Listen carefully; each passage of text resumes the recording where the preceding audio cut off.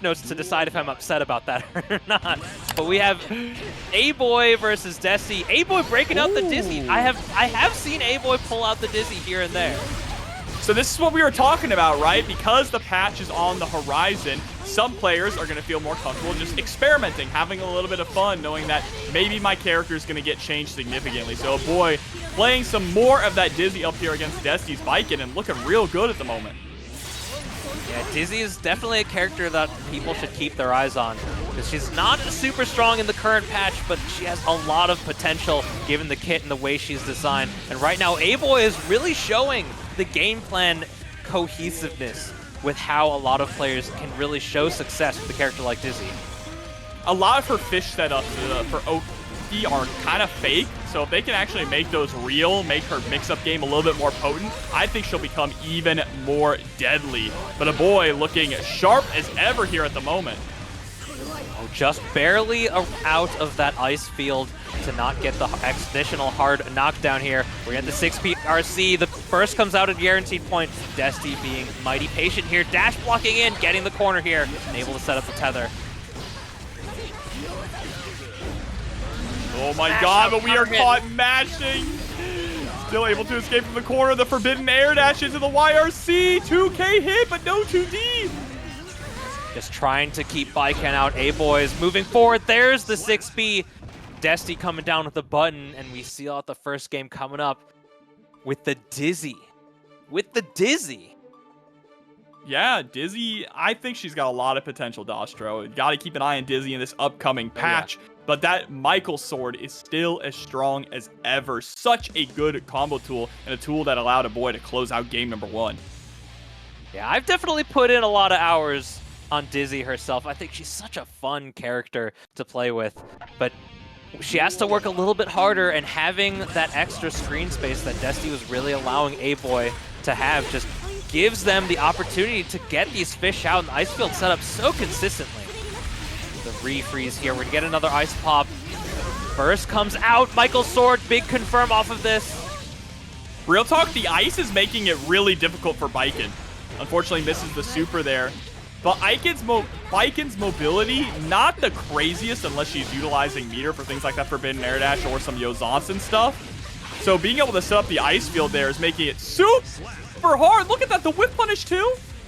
Yeah, it's so important in this matchup to be able to have the punch fish out, having that anti-air fish, because it not only stifles the additional movement options that Baiken has, but it really allows you to just focus on that ground approach that makes Baiken a little bit more scary, especially with a button like Bar Slash. But this instant overhead Yozansen RC turns into the driver's seat. Desti is looking mighty strong right now. Oh, but there's the PRC. Far Slash is going to be able to connect. Goes for the S. Kabari giving Aboii another shot at life here. A strong setup here. Tries to go for the cheeky throw before the fish hits. RC gets blocked, and Desti takes the round. Early Yozansen a round start. Yeah, no meter to back it up, and Aboii was still unable to punish it. Unfortunate. Aboii showing definite experience trying to play against Baiken with access to her parry and tether. Oh, this is actually devastating. The Wings of Light are out. We're extending the combo as long as possible. They are about to pop, but there's still so much damage. Nice YRC, perfect timing, but might be too little too late. Desti's doing a good job just trying to play against the fish here, but this ice field and the ice spike have been doing such a good job of just keeping them at bay. Desti is so scared of just getting caught by the ice on the way in. Yeah, and we were talking a little bit about Baiken's mobility, right? And how it can be slightly limited unless she's spending meter. One possibly even more important thing is that Baiken is stubby. Other than 2H, she doesn't really have a button that goes very far. So the combination of being full screen with ice on the ground means that Baiken's just going to have a really difficult time getting into a range to engage with Dizzy, and just has to hold all these ice fishes, these Michael swords, these long range buttons. Yeah, it's all about how Baiken can really maintain air control in this matchup. But with Aboii just really focusing on setting up the fish, it hasn't really allowed Desti an opportunity to move forward in the way they want to.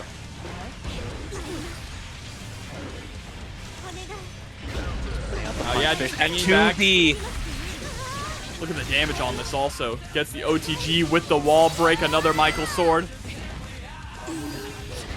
But that's a ton of burst available for Desti even into the next round. It's just the nature of Dizzy's combos. When you use that ice freeze or the ice field, that's guaranteed to max out that gravity scaling. And a great press out there too. Stood up ice field once again, and yeah, Desti just hasn't had an answer for ice field. Also getting caught by these fishes in a lot of stray, strange scenarios. And being able to play around fish is very important in this matchup, and Desti's going to be able to get this side swap combo to push Aboii to the corner with 50% tension. You gotta think Desti's trying to play around these defensive options, and the reversal super's not enough. The RC to seal it out. This is tied up on rounds once more. Desti needs this though because Aboii is still sitting at set point. Goes for the wild assault to try and get the wall break early for that positive bonus. It ends up happening. There's a lot of damage on Dizzy. Not the healthiest characters, but when you do get to that lower life, she does have a pretty high guts rating. Oh, that punishes. That's what I wanted to see more of, right? Pulling out the gun to prevent Aboii from summoning fish or summoning ice. That was such a good adjustment there from Desti, and you need to keep that going to keep Aboii honest. That's the first round on the board. We'll have to see. Does Aboii think that's enough to warrant a change to a different character? For now, it looks like we're getting the instant queue up, and here comes the Dizzy once more.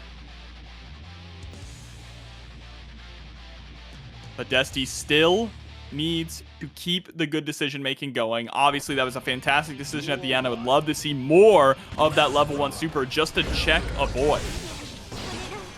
There's that big counter hit. I will say, Dizzy, not a super threatening character, all things considered, but that 2D is definitely one of the better normals in the game. It's brutal, and these cross-ups have been brutal as well. Desti's just been getting hit left and right. Oh, big counter hit on the heavy slash there. Gets the freeze. Going for a bit of a cross-up, but doesn't hit the reverse turnaround on that jump kick. And there's the parry. Interesting scenario there. There were multiple times when Aboii was able to score a hit, go for a throw, something in order to actually just finish off Desti, but was so focused on the wings of light and getting that to pop that they let it slip. Desti's being very antsy, getting into the air. Aboii hasn't been able to punish them. 5D RC. We're going to get close to the wall. It's not going to be able to kill. There's that guts rating kicking in once more. This is actually incredibly bad. Against the JS into the Ozats and able to thread the needle. What a comeback! Yeah, there's so much recovery on those ice spikes. And Dastra again. Having access. Aboii lost that round because he didn't just finish his food. He was trying to kind of style with Wings of Light, didn't go for any RC conforms or even an attempt at a throw, and just gave Desti the room to come back. Yeah, now it looks like Aboii's getting a little antsy on defense themselves. Having the 50 doesn't prompt Desti to spend it, but there's a counter hit. We're tied up on games here. 2-2 now. I think the Potemkin swap is happening. I think now that Desti is able to come back 2-0 to Aboii, we bring out the big guns. But hold on. No! Sticking it out with the Dizzy! Respect. Chat, I gotta ask. What is the verse here for Ezekiel 7:7? Someone tell me.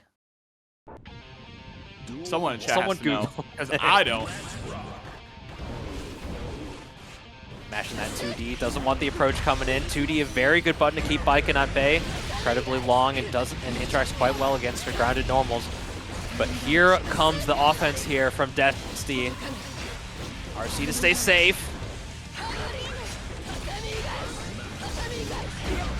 Down, that JD doesn't hit very well low. It's just a good air stall. That anti-air far slash was absolutely nutty there. The weakness on her air buttons as well. The throw, we're gonna get an OTG here. Doesn't turn it into a super with the ice pop, but we still get a throw to kill it. And now this is set point all the way down from 2-0 on the other side. Yeah, but now playing more of a zoning style. Whoa, that combo was crazy! Michael soaring the Ice Fish into the Icicle. The Desti unswayed by it. Such a great confirm as well. Actually parries the Michael sword. The Gold Burst comes out, maintaining safety. Counter hits on the RC, just setting up. YRC able to catch the backdash. Huge opportunity now for Aboii. Can't let it slip on your last leg, but there's the YRC. Your back is up against the wall. Good job defending with the tether on them, but counter hit. We're gonna be able to confirm. There's the throw. Hold it for the combo. No! But the throw once more. Desti seals it up with the reverse sweep. That the song brings back to them, but we're gonna enjoy, just like we're gonna enjoy some Guilty Gear Strive, jumping straight into our first match here. Very short delay. Generic Soda versus Wilhelm. I'm not even gonna try and pronounce that last name, but Wilhelm. Good old Wilhelm. Wilhelm W. Wilhelm W. We have the Anji Mito coming in versus the Leo Whitefang, and what an explosive pair of characters we have to kick off the night here. Yeah, good variety already. Anji, another character that throughout the entire lifespan of the game with every single patch, his stocks have been rising. Who knows what is going to be in store for him at the end of Season 4. But right now he gets hit by that close slash right off the bat. Right into the spacing for neutral, just trying to put out those buttons, see what happens. But still some quite conservative play from both players, just putting out some quick buttons and not committing into anything super explosive just yet. But this throw ought to lead to some powerful damage and likely a wall break with the super. Are we close enough? We are. Yeah, but that's going to be the hard knockdown and positive bonus as well. But a beautiful wake-up super. You were talking about low committal. Now we're just swinging.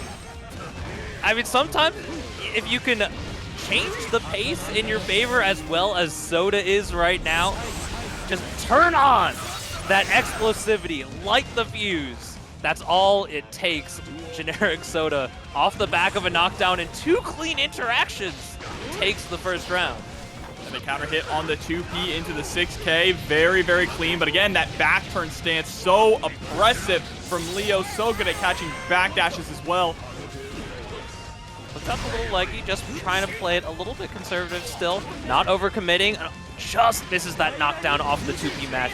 Catching the 6K with a throw. But one more mash on the wake up. Wilhelm, we're going to push towards the corner and get yet another wall break. Unfortunate drop.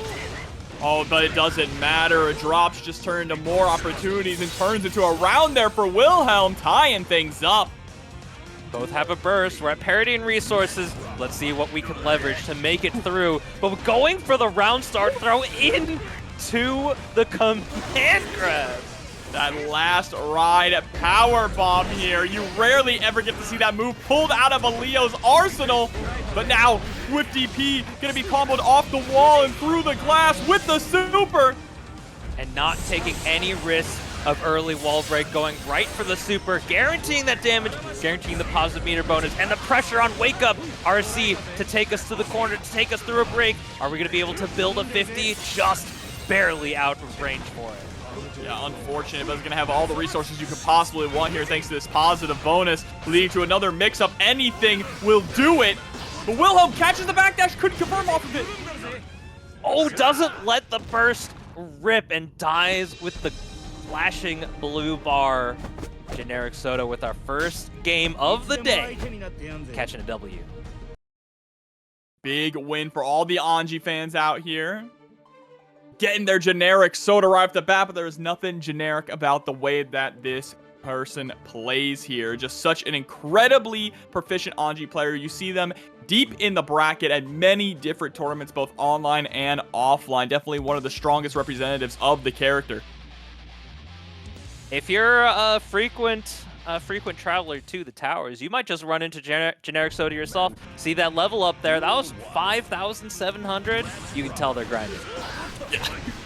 There's real demons out here in the towers. Oh, we're not going to have the towers for too much longer. So got to enjoy it while it lasts. right outside of range of that 5K. Generic Soda still playing super patient, getting guaranteed punishes, trying to go right into the mix-ups. The counter hit gets the burst out as we return back to neutral and right to center stage.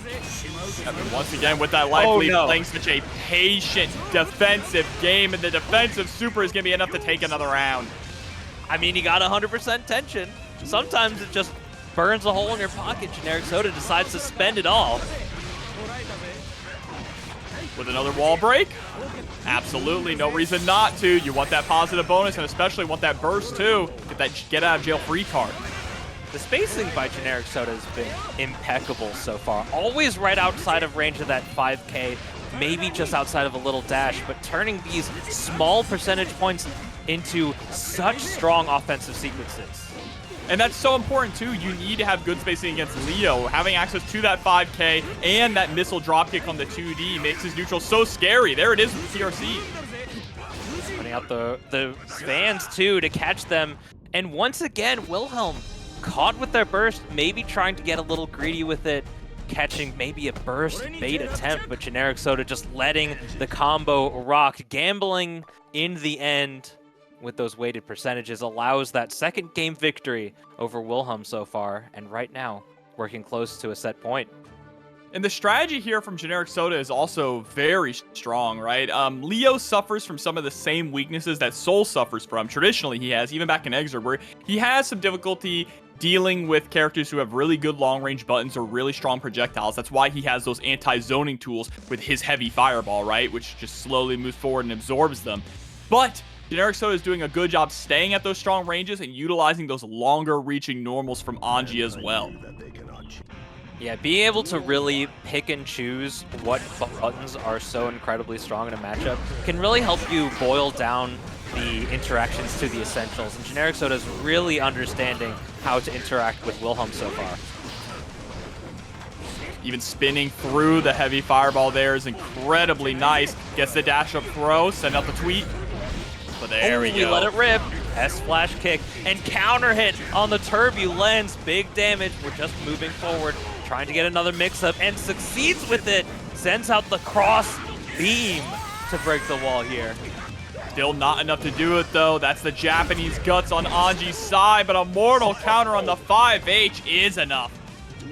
Catching the cancel window on that spin. Generic Soda let it rip just a little bit too early for that interaction, and now we see Wilhelm with their first advantage in the set. Ooh, and gets the counter hit as well with the hop forward into close slash.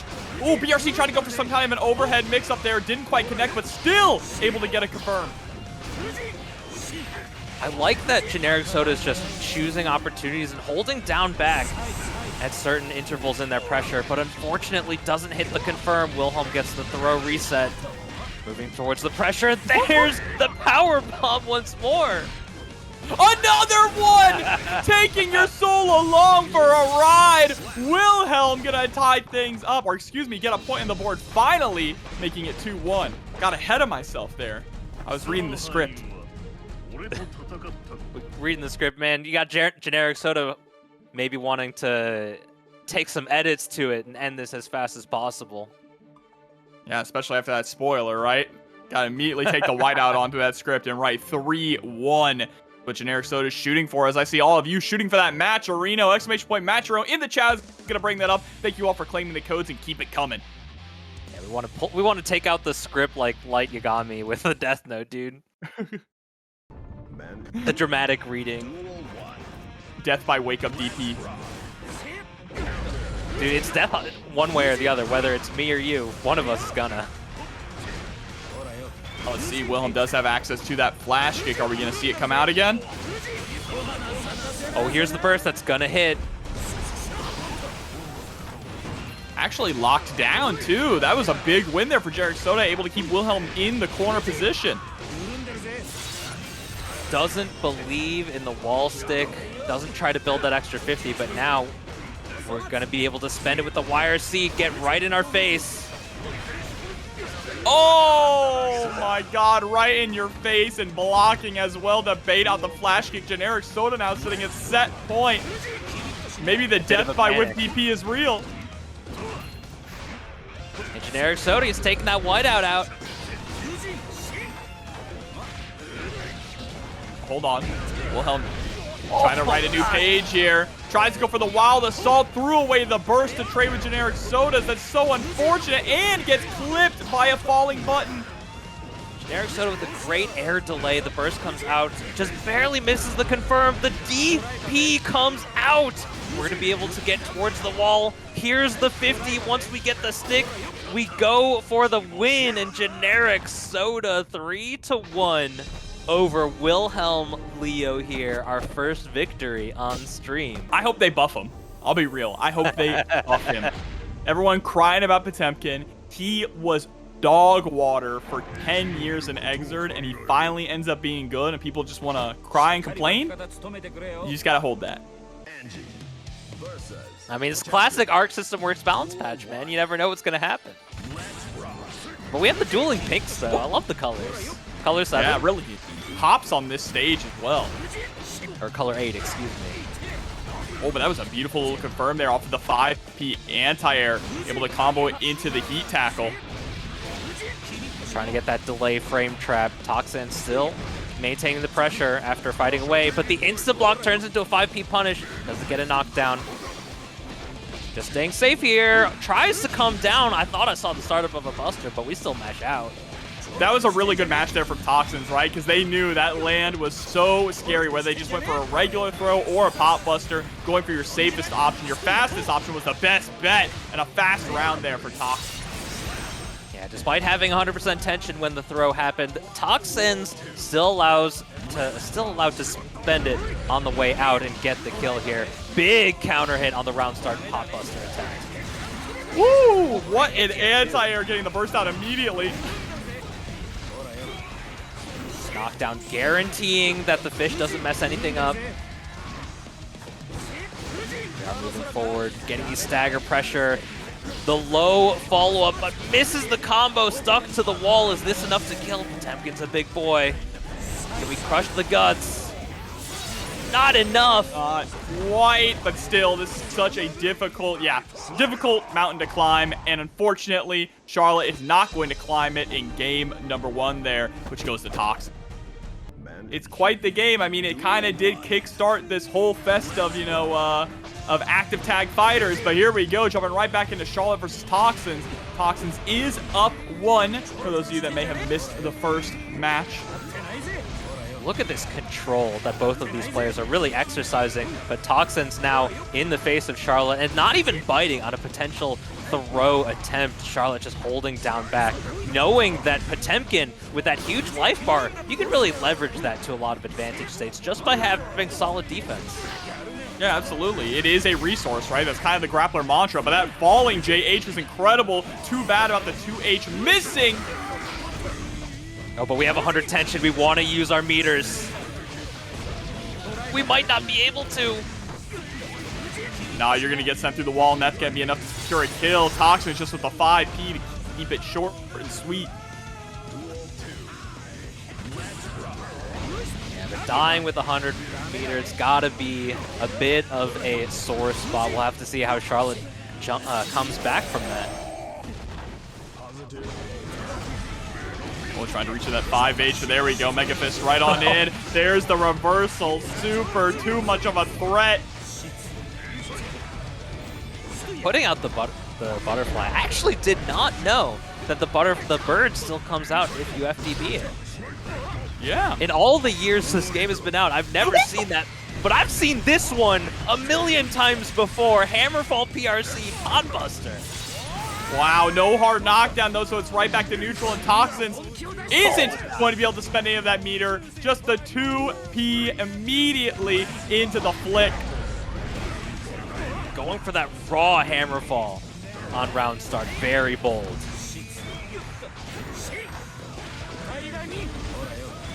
Throws one corner.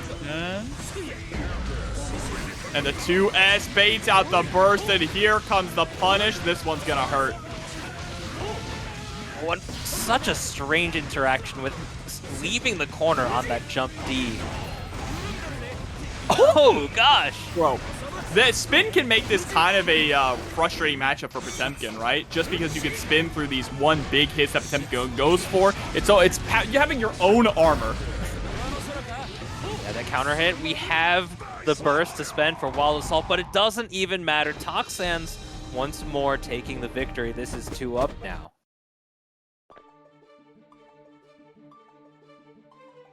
Both of these players just showing absolute restraint and such explosive offense no matter where they are on screen. It's really just, it's such a treat to watch how these players are navigating through the pace of the game and just able to turn it up when you really need to. No, absolutely. And we're still only in pools. That's the craziest part about this, right? Is that we're seeing such high level play here early on in pools as we keep cooking through. Toxanz, of course, expected to make it deep into the bracket. Let's see what Charlotte's going to bring to the table now in game number 3. Oh, blocks the overhead, but doesn't get the punish. 6P comes out and doesn't even hit. Oh, big counter hit, though.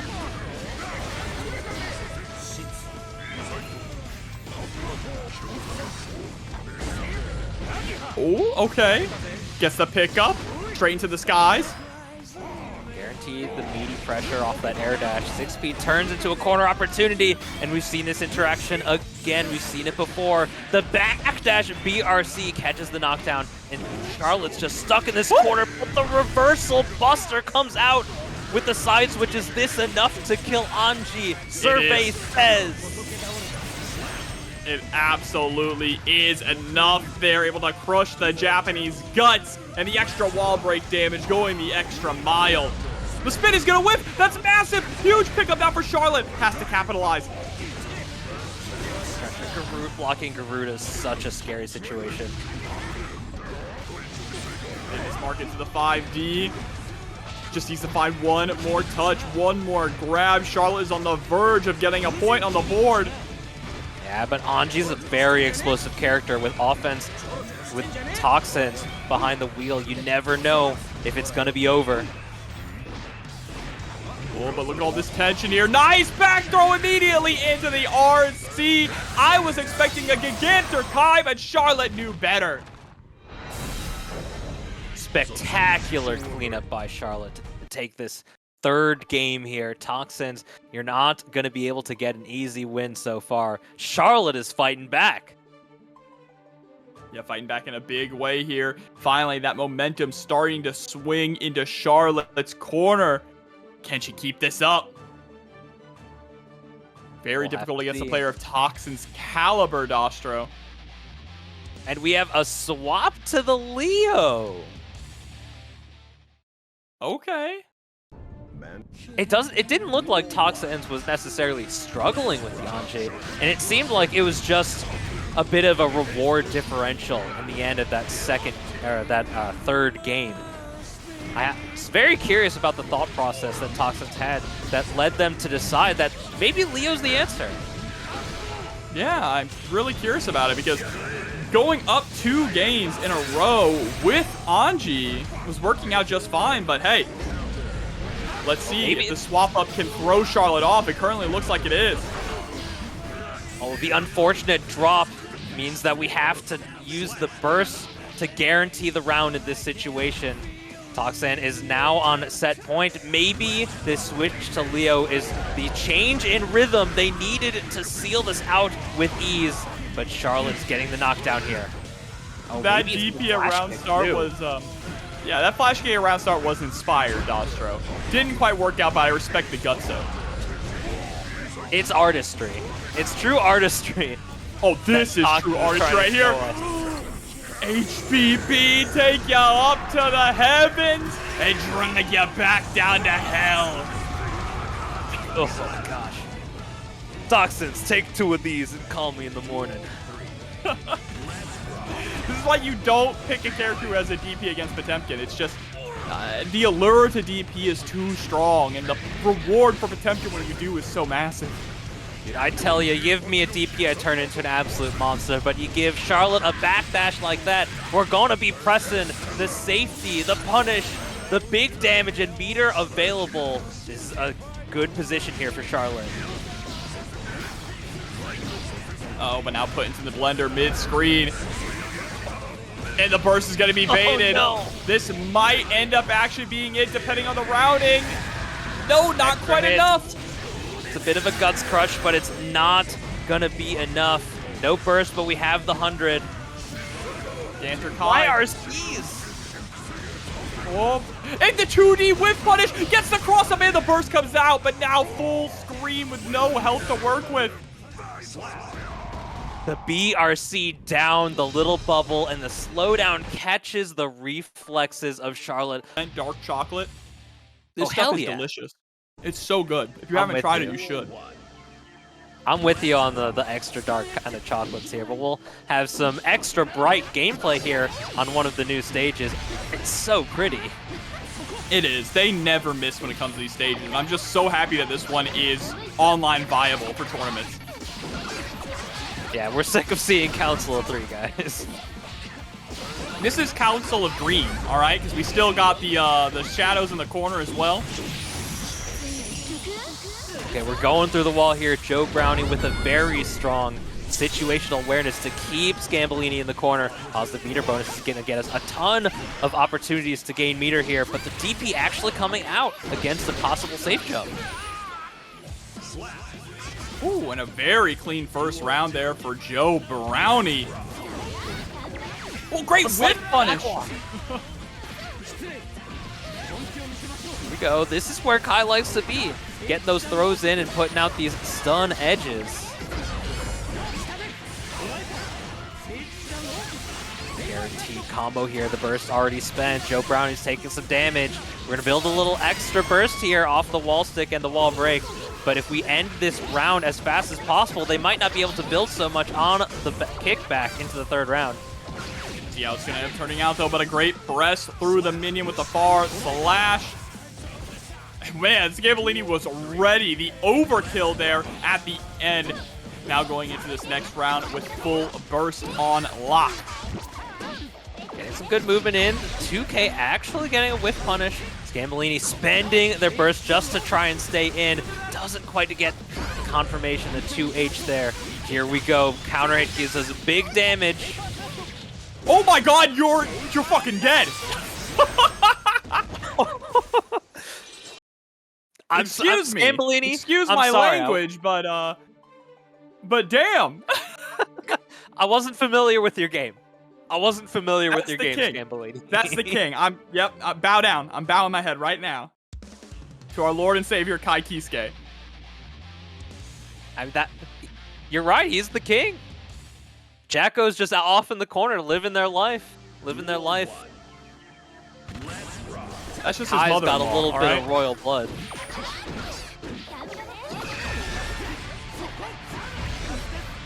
6P kept them a little invulnerable there. That was the kind of stuff that Kai did to Gears in the Crusade, you know what I'm saying? That's the kind of stuff you need to atone for now. Uh-oh, now put into the blender, another beautiful poke out there, utilizing Far Slash so well just to get through these minions and reach Jacko. I think something that Scambolini is doing a really good job of is when we actually get to play the neutral, Scambolini is staying in that range where, like, just outside of where Far Slash, Heavy Slash would be potent, so that Joe Brownie is always thinking about how to call these minions. But right now, no minions necessary to get this kill here. Joe Brownie takes the first round once more. Straight into the next round, try to go for that JS, a beautiful 6P though from Joe Brownie. Trying to play a little bit more zoning here with the minions. Yeah, I think this is the response to how well Scambolini's been dash blocking in and dealing with the minions. These defense calls, the little bubbles. That's the next adaptation. We're going through the motions here in this round. Oh, but the moment that you get too close, Scambolini is ready for it with a DP. Oh, and a big counter. Right, the lighting gonna connect. Yep, take you all the way through the glass as well. Put you on your ass. Scambolini now in the driver's seat.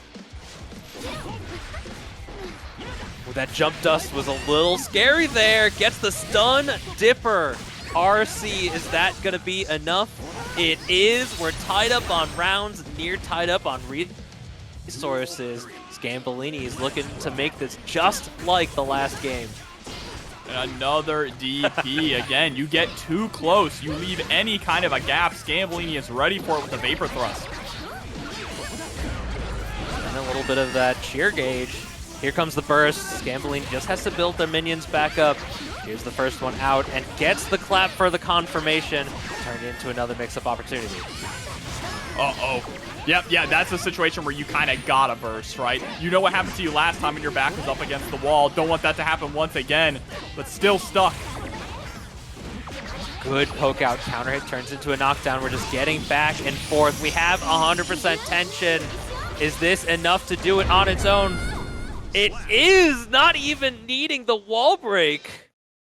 Elysium driver, deceptively strong, but that does mean that things are tied up.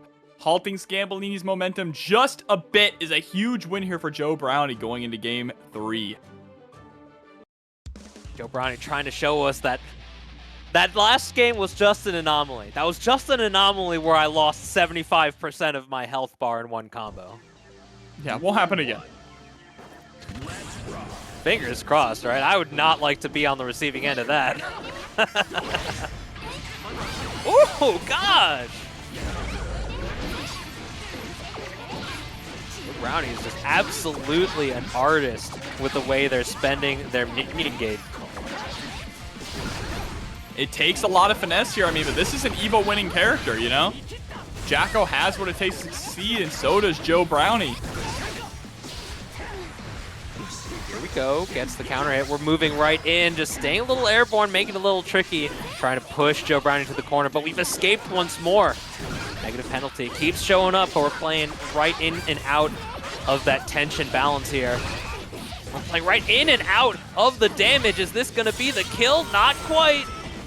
Yeah, Magic Pixel here remaining for Scambolini. Come on, let's see a Ride the Lightning. Or not a Ride the Lightning. We're going to see an Elysium driver instead.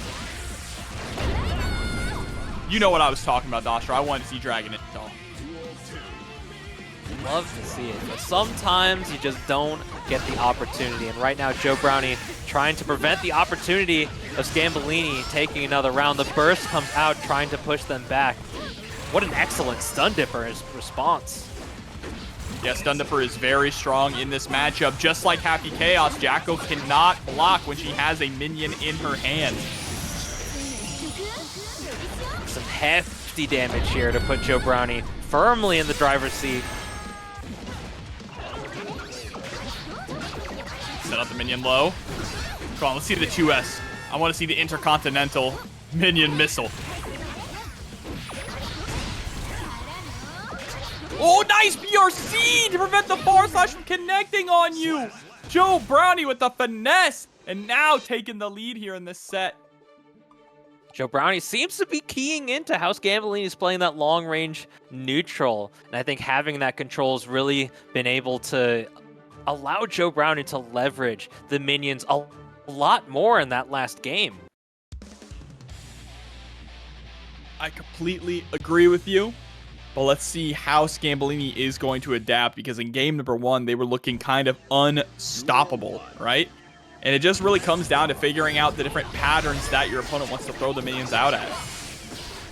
Oh, just sending it, trying to catch the setup, and it does. Coming down with that JS with the minion on backup. Joe Brownie's returning back to neutral with firm control, having not just one, but 2 minions out, making it ever the more potent. Oh no! Driver! Through the wall, hard knockdown.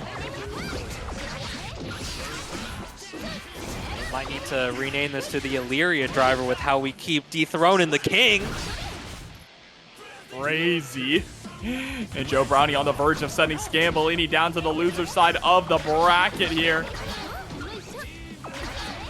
All of these rounds have really started with Joe Brownie retreating, but that's just sort of the nature of the character. Once we have these minions out, Scambolini has to fight a little bit harder to maintain footing. Yeah, she's the kind of character that plays lame, and is able to block the burst. Basically a one-touch game for Joe Brownie to take the victory. The deflect shield comes out, big counter hit, and there's your wish come true.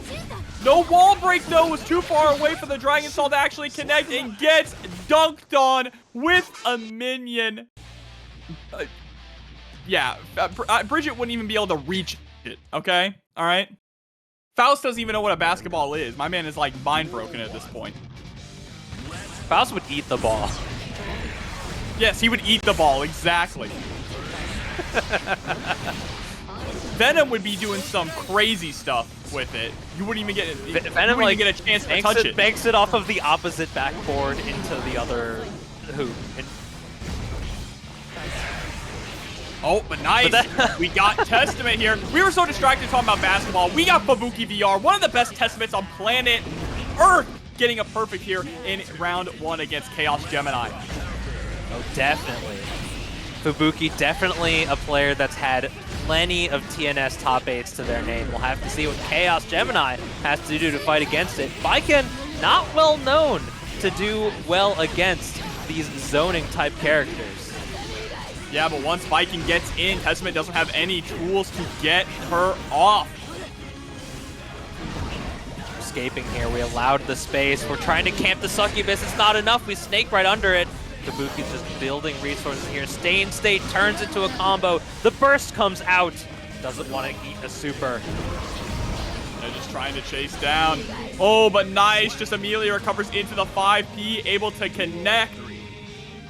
And all right, chat, I'll give you Faust. I'll give you Faust, all right? He be playing basketball like the Looney Tunes and Space Jam do, okay? He needs some of that Gears secret stuff. Dude, he's got the shoes for it. He does. He's got pretty good kicks. But look at this runaway game from Fubuki. Fubuki keeps going into negative warning, but not yet negative penalty. And it's just like we saw Joe Brownies. As soon as we get those hits, though, the offense turns into a hefty lead. And Fubuki, a player that's just simply not scared of losing tension, just to maintain safety and maintain control amongst the match pace. Wow! Able to just dunk right underneath the gunshot, too. That was a crazy interaction. The trade, unfortunately, does not pop the Stain State, allowing Gemini to start running this offense. Getting caught on the way down from the Grave Reaper. We're just trying to establish a presence here. Stain State applied. Gotta think Chaosgemini's a little scared, but all it takes is one hit to seal it out. Not enough on the OTG, and catches the +3 with the 4-frame jab, taking the round. Chaosgemini, our first game on the board. Really thriving in the chaos as well, right? Because as you start to get closer and closer to Testament, sometimes things can get a little sloppy, can get a little chaotic, but Gemini was ready to capitalize at every opportunity. Yeah, well, Testament does have some very strong zoning. Baiken doesn't really do all that well against a lot of zoning, but she has what I like to call that oops factor, you know? Once she gets in ya, you face, oops, I won. Oops. Oops, I win is my favorite archetype of character. That's why I play Slayer and Goldlewis. Oh, but there we go, 6P. Oops, you're at full screen now. We're teleporting in. The Stain pop allows the combo. Chaosgemini wanting none of that. Getting caught by the heavy Grave Reaper out of the air. But snaking so well, mixing up their approach against Fubuki. It seems like Fubuki's is always retreating just a little too much. And that neutral teleport was a really cool play. Unfortunately, it didn't pay off the way that Fubuki was intending. Some solid damage here towards the corner. 100 meter on the side of Chaos. We're going to be able to turn that into something, whether it's a full screen gunshot, an air gunshot. The 6B kills before... Oh no, the gun kill! No, yeah! Excuse me! Gemini was able to secure the round there with the gunshot. A photo finish for that round, but Fubuki now really down here.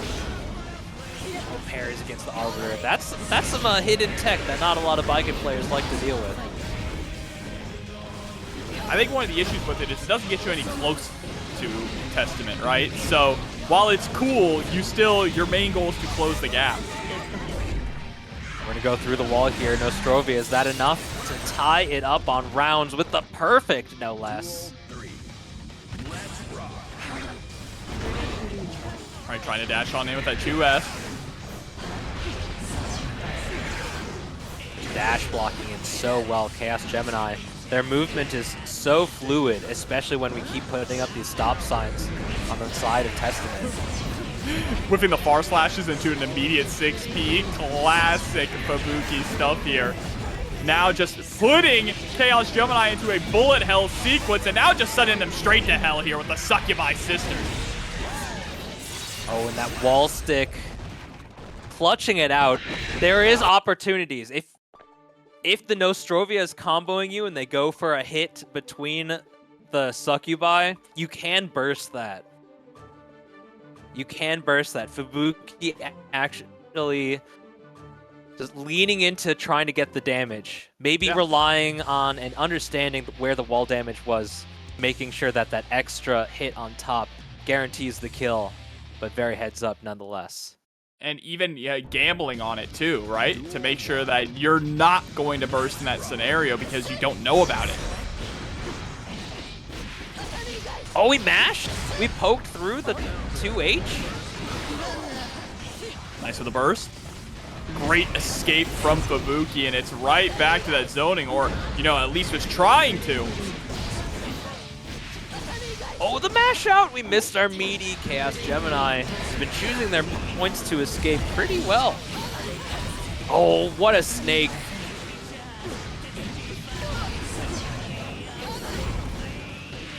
Teleport?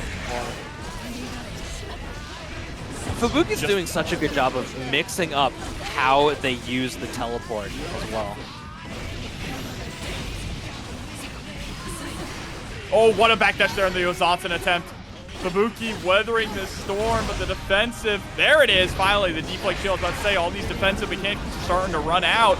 Finally uses the deflect shield to create space, and the Arbiter signed to catch the feet. Yeah, I think Chaos may be trying to catch a teleport. I saw whiff 5P, but getting caught by the Arbiter seals the round. Fubuki escapes the corner once more, just understanding exactly where the heart is on screen at all times. And baits out the burst. Fubuki. Oh no, the side swap there is absolutely not what Fubuki wanted. So escape to the corner, but unfortunately catching the backdash. Here comes the offense here.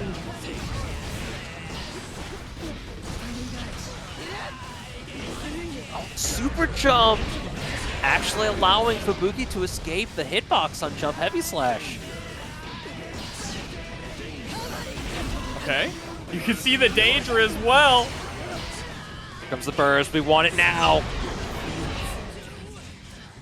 Oh gosh, just getting hit by the Grave Reaper on the way out. This is now 2 up for Fubuki. Chaosgemini with 1 round to their name. They're still fighting, but it's a lot harder now.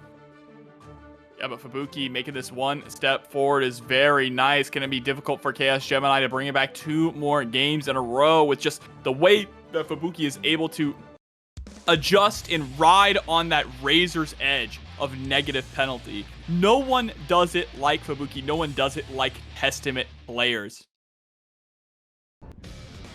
I mean, Fubuki and Simfukai, Idom, whenever you see them on stream, it's always a treat. There's just so many things that you can learn from these players. Oh no, it happens again! The throw into the super. The Terror Twins gonna send you through the glass. That throw buff with the Stain Pop since Season 4 started. You don't get to see it very often, but when it happens, it's something that really elevates Testament's pressure. Yeah, it is one of the biggest buffs that Testament could have gotten here. That, along with the Succubi, or the Succubus staying for so much longer, really just opening up those movement options. There it is, the teleport. Trying to play the game once more. 100% tension. We might be able to kill before the burst comes out. Fubuki wants it now. We crouch under with the 2K once more and caught by the heavy Grave Reaper in the air. Chaosgemini goes down in the round, but with a burst still up, they might be able to turn this into a quick victory in round number 2. Though, it is set point now for Fubuki. Yeah, Chaos wants to close out this round without having to spend burst. That is the goal here, right? You need it going into this 3rd round. Yeah, but Baiken, oh, what a character to do it. That oops factor still online, especially with as much burst as we have. The 2H comes out. We want it as fast as possible. It throws out of the heavy chain. Oh, and the JS is able to connect. It's on the teleport. There's an RC immediately. The YRC right back, trying to push out, not allowing Chaos to utilize that 50 tension. Oh no. See the burst come out. It kills right before the burst is built. 25% for Chaosgemini, but we just need to get in and stay in. Yeah, but the problem here, Dostro, is that was an expensive round for Gemini. 100 tension and all of your bursts just to secure the round, but it's gonna make sure that you can't survive the game. I mean, Guilty Gear Strive, you never expect Testament to be the zoning set play character. I thought we left that back in Plus R. And the Behemoth Typhoon Merchant, as it would be on Lasagna Slayer, going up against Desti, who we saw earlier on in the bracket rocking this Baiken, hailing from Mexico. Desti we saw taking it down versus Aboii, so definitely not to be slept on. We'll have to see what Lasagna Slayer has to say against it, but already a big hit there and takes the corner with the 248 as well. Oh, big damage here. Oh. It instant wall sticks, though. That was very good for Desti in that situation. And the rising JP into nothing else, just trying to keep Lasagna Slayer from rising. Oh no. Oh no. Great block, but you can't block forever. This mix-up game, we have 50% tension to turn it into an overhead. And nice block, Lasagna Slayer aware of the resources. We're just going to reapply here. That check. Another Behemoth Typhoon at the end, just for good measure. DJ Khaled on the mic here. Hit him with another one. Another Behemoth Typhoon. Bro, that jump back JD when you're tethered up is diabolical, and so is all those Behemoth cancels. Down with the air, 862. So many plus frames, so much chip. Oh my lord, look at the risk gauge. Build it up once more. Oh, and the gunshot able to jump over it, no one home, and got caught on the ankles. The meat tenderizer that is that coffin. Dude, Desti had 50% tension, but in that last interaction, there was nowhere to spend it. No instance to spend that 50% tension, just caught in guard crush. The only way to spend it by pressing that green bubble. Let me tell you, Dostro, over here in Florida, it is hurricane season, and I can hear the wind blowing with this typhoon rolling on through in this top 48 winners. But let's see, Desti still has plenty of time to make adjustments and bring this back. It can be pretty difficult, though, to deal with a Goldlewis who just does not stop swinging.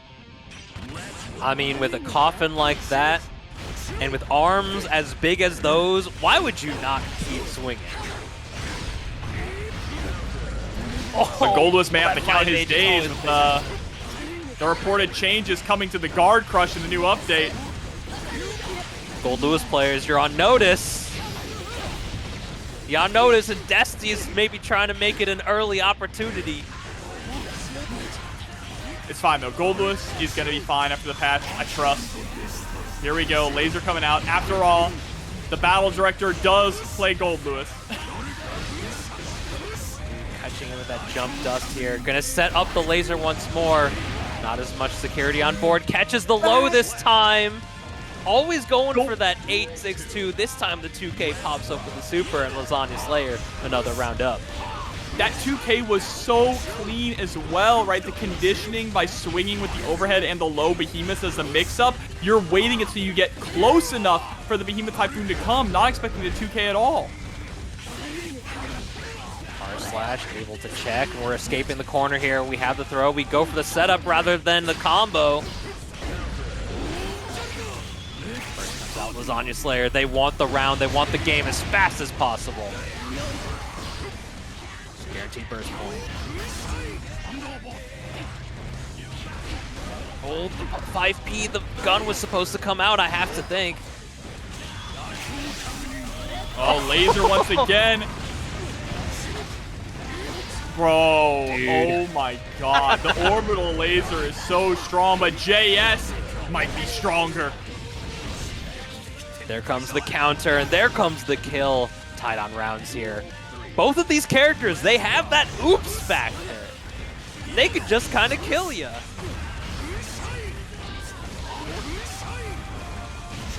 Big swing. Big swing and eat these plus frames. Getting these security cancels as well. Are we going to be able to set up here? There comes the parry. Oh, and the wild assault coming through. Could have actually comboed off of that. Was able to get the close flash, but I don't think they were ready. Doesn't seem to matter, though, Dostro. Dude, that was brave.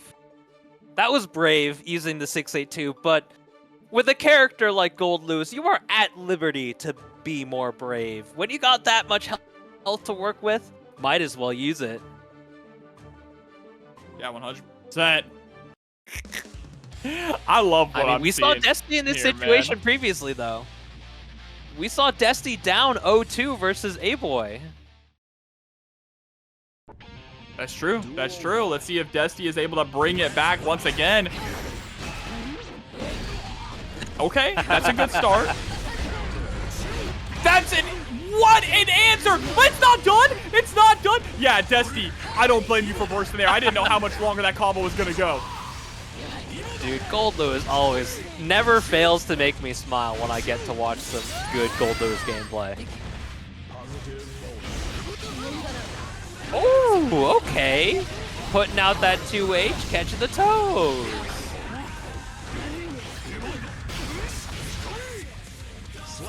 Big swing.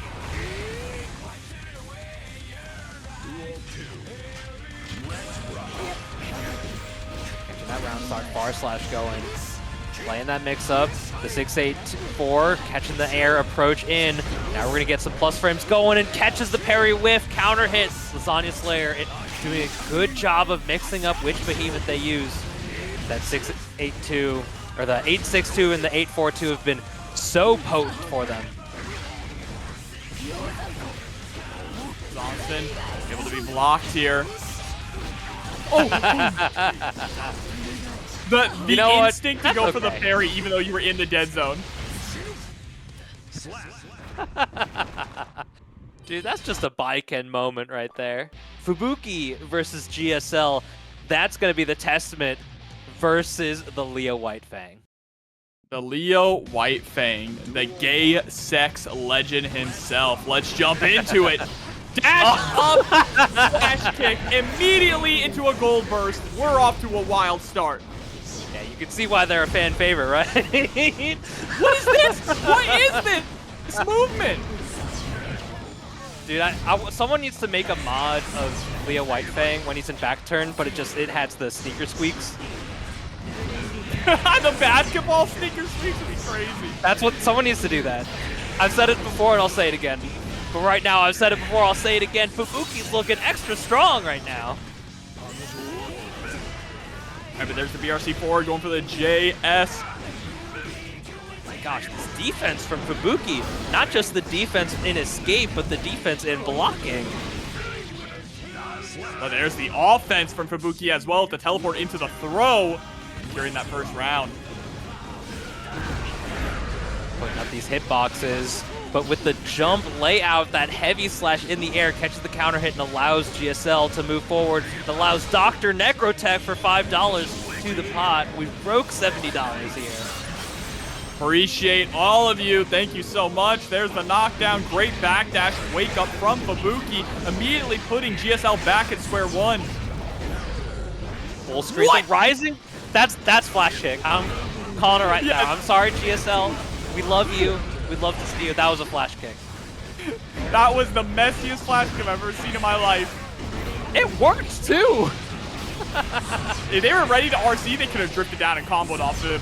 But instead, they're going to get comboed through the wall into the next game.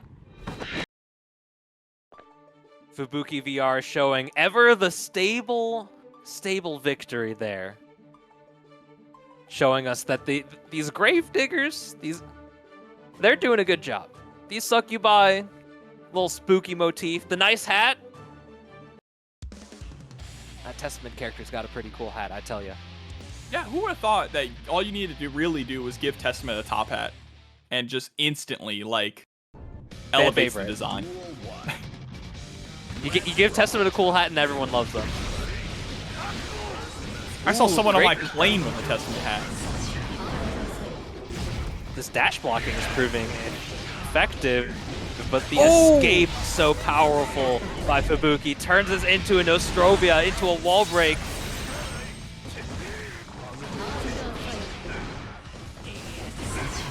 Mix up the Arbiter. PRC's forward, has to block. Forward here. There's the cross-up. Going for the overhead. GSL. We're in and we're on. The squeaking shoes. They caught the mix-up. What do you want from me, chat? Leave me alone. Sending out the Grave Reaper once again. Lockdown in the corner. Uh-oh, but there it is. Berserker Barrage, and that's going to be able to secure the round.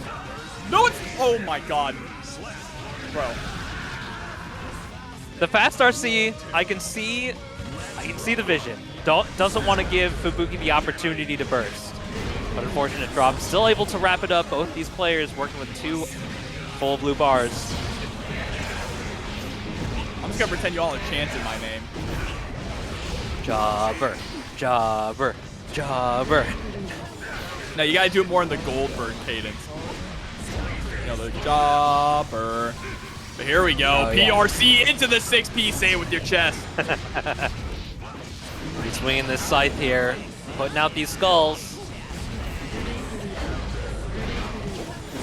Clean poke with the counter hit, keeping at that distance where Testament is oh so strong. GSL's trying to dash block in. They only have so much life to give though. These bits and pieces, they're doing damage. We're tying up on rounds here.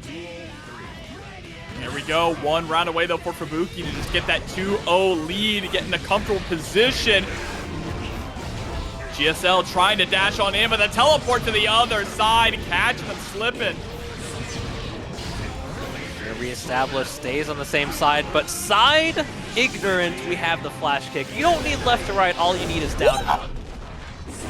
Super onto your super, taking a bite. There's the throw. Fubuki going up 2-0 over gaysexlegend. Maybe that's why they're chanting your name. I saw someone tell you to say it. That's crazy. Just going in chat and saying, say it.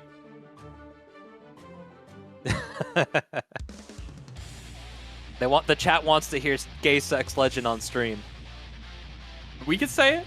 We could say it. It's just GSL's a lot easier to say in fast chat, okay? Yeah, we don't want to... What is it, the Jatsu name? The too many syllables, the horse? Maki Kane, Taki, Fukuki Taru or something. I don't know. I don't play the horse game, so I don't know. About those horses, alright? There's the burst. I just know one of them has never won a race in their life. Oh, stuck in the corner. Was that supposed to be the Calamity 1 RC getting caught? There it is the second time, though. Oh, the 6P, though, there on the far slash. Very clean. Fast RC just to stay in. The 6P comes out.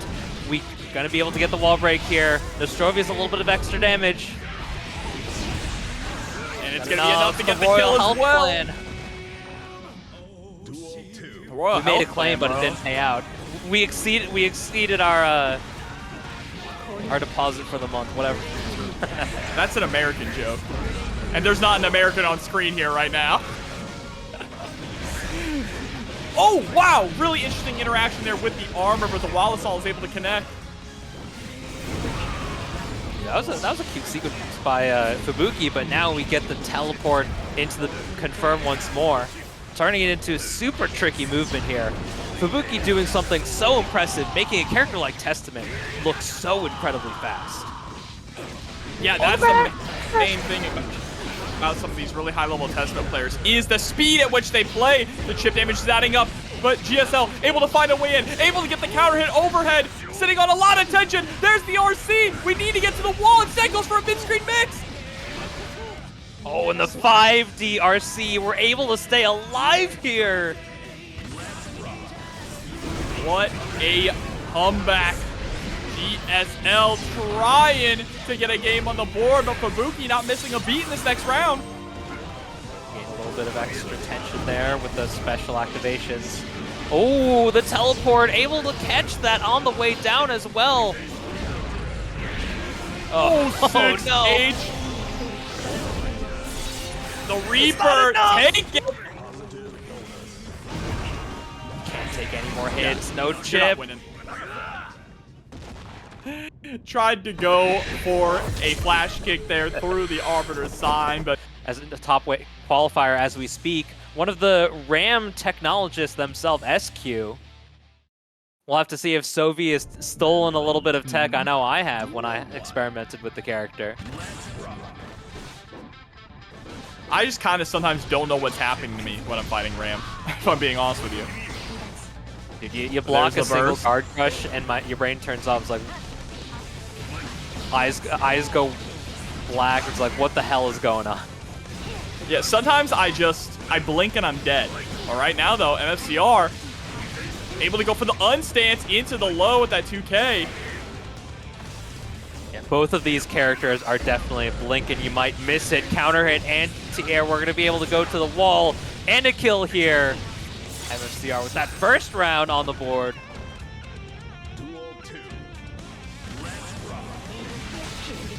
All right, JH, nice confirm here from Sovee, but a beautiful flash kick out from MFCR. If MFCR is good at one thing, it is flash kicks. He is not afraid to just let them rip and let you know that he's gonna do it.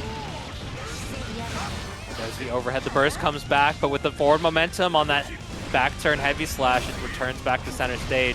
Catching these guard crushes, though, it turns into pressure. Spending the meter to get the kill here. Unfortunate drop. Sovee gets another opportunity to get some damage on. Oh, and that JH gonna be blocked. There's the flash kick once again. Sovee has to keep these strings tight or MFCR will flash kick through every single one of them. I mean, these Leo players, they're not scared of you on defense. Not at all. But a player like MFCR, they're going to keep you on your toes, especially when you're on offense, because you don't know what's going to happen. You don't know when the flash hit comes out, but sometimes when you're expecting it, that's when he mashes, that's when he throws you, and that's how he gets the advantage. Yes, yes, yes. And right now, MFCR has that advantage, up one game here over Sovee. Backing up in neutral. Just trying to be a little bit respectful of these long-range attacks here. Conquers in a burst. Oh, the dash grab right outside of the dash grab. It punishes. And there we go, straight through the wall. Another hard knockdown. MFCR trying to run away with the momentum, knocking on the door with the 5P. For that safe jab, it pays off. Back stance. The dash up, back turn D. Okay, MFCR. I see you. Into the throw. Yep, OTG with the back turn 5K. Unstance into Wild Assault. Interesting, but ends up working out.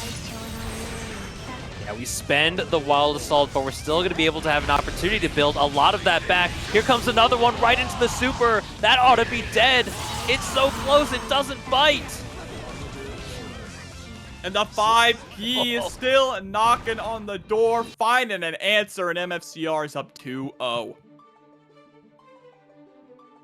He's just so powerful when he's in the driver's seat. It's hard to defend against Leo in general, but when you have an experienced pilot like MFCR, you really just don't want to be put in that position.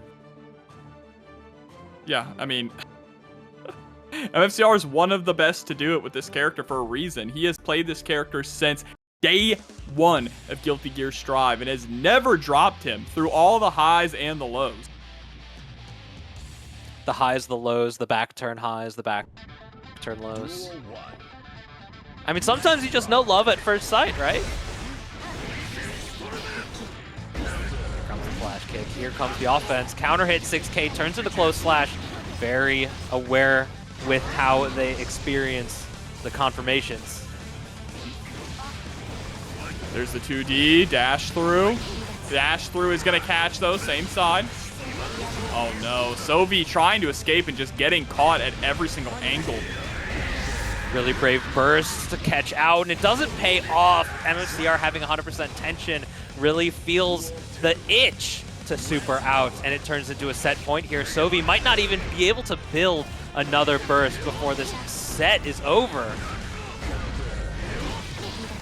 It's not looking like it, Dastro. Currently still just getting run over by the train that is MFCR in this top 8 qualifier match. Hold on. Throw on whiff. The dash block gets actually punished by the AR Lumo. Here comes jump heavy slash. We're turning it into a knockdown. The flash kick comes out and we don't get around it with our backdash RC. OTG, is this enough to do it? It is! Wow, MFCR with a 3-0. See the action, but we got action on screen here. Classified versus RedIAmNot. Classified, another player who caught a top 8 at CEO earlier this summer. Absolutely. Also, great fashion sense, too. I'd never seen Classified in person until then. Over here we go. Behemoth Typhoons galore. Burst comes on out. We're going to be able to get the burst on the burst action. Red reestablishes center screen by sending out that Thunderbird. All right, but there's the BRC immediately into the DP. Classified doing a fantastic job of just cutting off the angles of escape here for RedIAmNot. Classified is so good at just playing that hot and cold gameplay. The red light, green light. Just very good at moving in and out of the ranges, especially with a character like Giovanna, where it's so important to know your positionings and know how to dash in and punish. Classified is just so eyes on the screen about it. Uh-oh, but right now there's a lot of red on the screen. Getting sent through the glass here. RedIAmNot with one combo to take Classified down to under 50% health. Giovanna, not a character that has low life necessarily, but without that additional meter for the defense buff, she do be taking a little bit of extra damage. But we taking damage on this wall break. Classified backing up for this round start move with the super. Yeah, that was a huge call out there from Red, an expensive call out on top of that. While we're talking about call outs, that wake up 5P? Yeah, but because it was a 5P, led to a lot more scaling, so that super was not able to secure the kill at the end. Comes out. This is a good position for Classified, even if we make it into our last game. Tries to air throw the 2P anti-air. Red looking for a burst of their own, but Classified, that long horizon perspective, saves it into the last round. And Mika-chan coming in at the last second here with a resub. Welcome back. Appreciate ya. RedIAmNot now trying to ride on some of this momentum here. But Classified was smart not to spend the burst, holding on to the burst into this final round. Approach, using that 2S with that extra distance off of the 682, it gets a little bit tricky to try and punish. There's a spend. All we got to do is get them to the corner. We move forward, but Classified might do it their own. There's the counter hit. Here's the spend. No, we tried to get a little tricky with it. Still keeping the pressure up, but look at this. Your health. Such a dangerous spot. What a backdash on the Behemoth Typhoon. The 6P doesn't work this time. The JD ends up connecting just a little late on the side of Classified. Red is able to take it with such a clencher in the end. JD makes me believe in God. That is a hell of a button. Let him out. Let him out. The alien's in there. Well, and they buffed it. That's the crazy part. You remember that? It was already so good, and then they're like, yeah, we buffed it. That Arc System Works balance patch. That's all I gotta say. I don't know what's going on over there. I love it. I think the game's in a fantastic spot balance-wise right now. There's just so much fun to be had in a game like Guilty Gear, especially with how powerful the characters are. Even a character who seems as simple as Giovanna is, there's always new things to find out with a character like her. We're moving in here, and we're just she's got sauce, dude. She's got sauce. Hella sauce. I was gonna say that, like you were mentioning it, you know, the hot and cold, the stop and go game plan works perfectly for Giovanna. She really does feel the most like a boxer type character other than Slayer in this game, right? With the way that she's moving in and out. Yeah, I've seen even a few Giovanna players in the past have moved on to a character like Slayer, just sees the through line. But right now, Classified's just trying to keep Red in the corner. The JD comes out, able to block in time. Trying to be a little tricky there, and Cracker 21-22 with $100 directly to the pot. That's 2 days in a row. Cracker just loves TNS. Cracker, you're in timeout now. Go to your room. Too generous. Your punishment is for being too generous. Put Mom's credit card away. Thank you, Cracker, so much. Just absolutely unbelievably generous in supporting these players and supporting Classified, securing game and tying things up.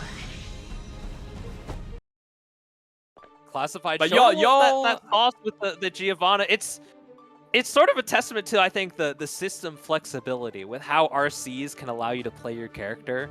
Classified seems to do a lot of trickiness when it comes to the blue Roman cancels and how we can leverage that into pressure, mix-up, and really confusing setups that you never see any other Giovanna player doing.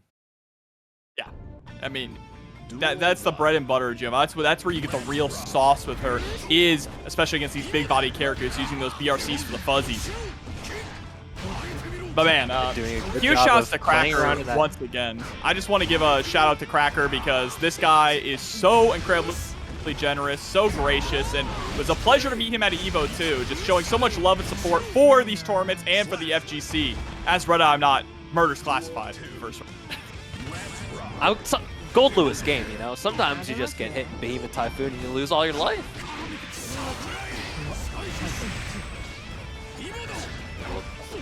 Use that dash blocking to play around the Skyfish.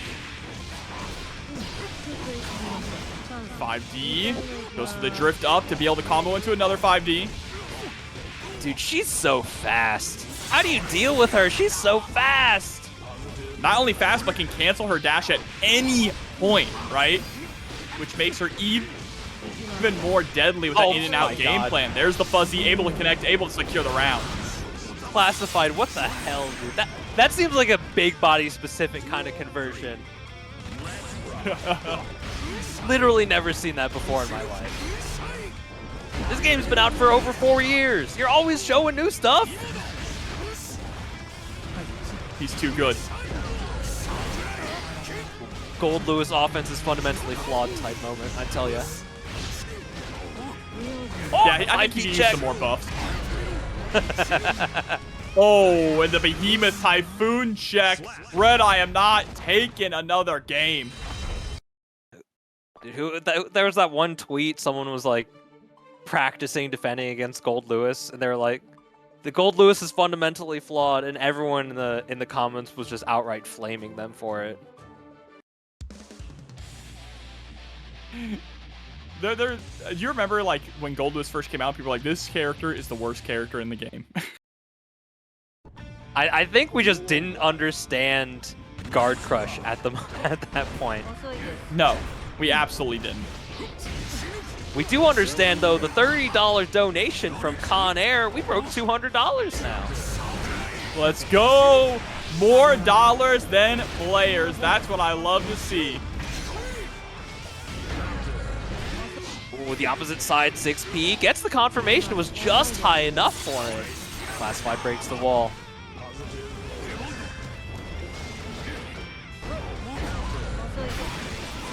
That was a great just block, but unfortunately RedIAmNot trying to press before that delayed roundhouse kick, and here comes the spinning dog kick for a hard knockdown and a positive bonus. Under tension on the side of Red though. The most anticlimactic super ever there with the PRC. Just a little boop on the nose.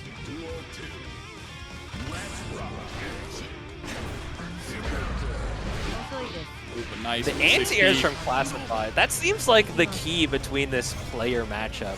How well Classified can anti-air against Red, I think really shows the pedigree of Classified, but really the mindset at which they are and how to focus against Red's approach. It's also the whiff punish game too, right? Because the way that Giovanna can move in and of course cancel her buttons at any point, being able to force Red to whiff a Behemoth or whiff a Far Slash is so key in this matchup. Just like those safe jumps, taking us to a game 5, Dostro. In confident fashion, nonetheless, with a 24-second round, Classified barely taking any damage. We're tied up here, and this isn't even top 8. This is just the qualifier. No matter who goes down, we might even be able to see them later on in the evening. I mean, I would like to. I'd like to see this rematch in top 8. I think the last time I actually did commentary for TNS, it was Classified versus Red in Grand Finals. Duel 1. I know Classified was having kind of a nutso run that night. Let's see if we can get a nutso run going again here this week. Same side, going for that jump heavy, backdashing on the 486, but actually getting caught this time with a preemptive. Let him out. Let him out. Oh, and there we go, another fuzzy. Try to go for a fuzzy once again, not gonna be able to connect this time, and now your back is up against the wall. The green bubble is not enough to push Red away, but Red now pushed up to that set point here. Oh, And a counter hit JD is quite the way to open up this round. Oh, no.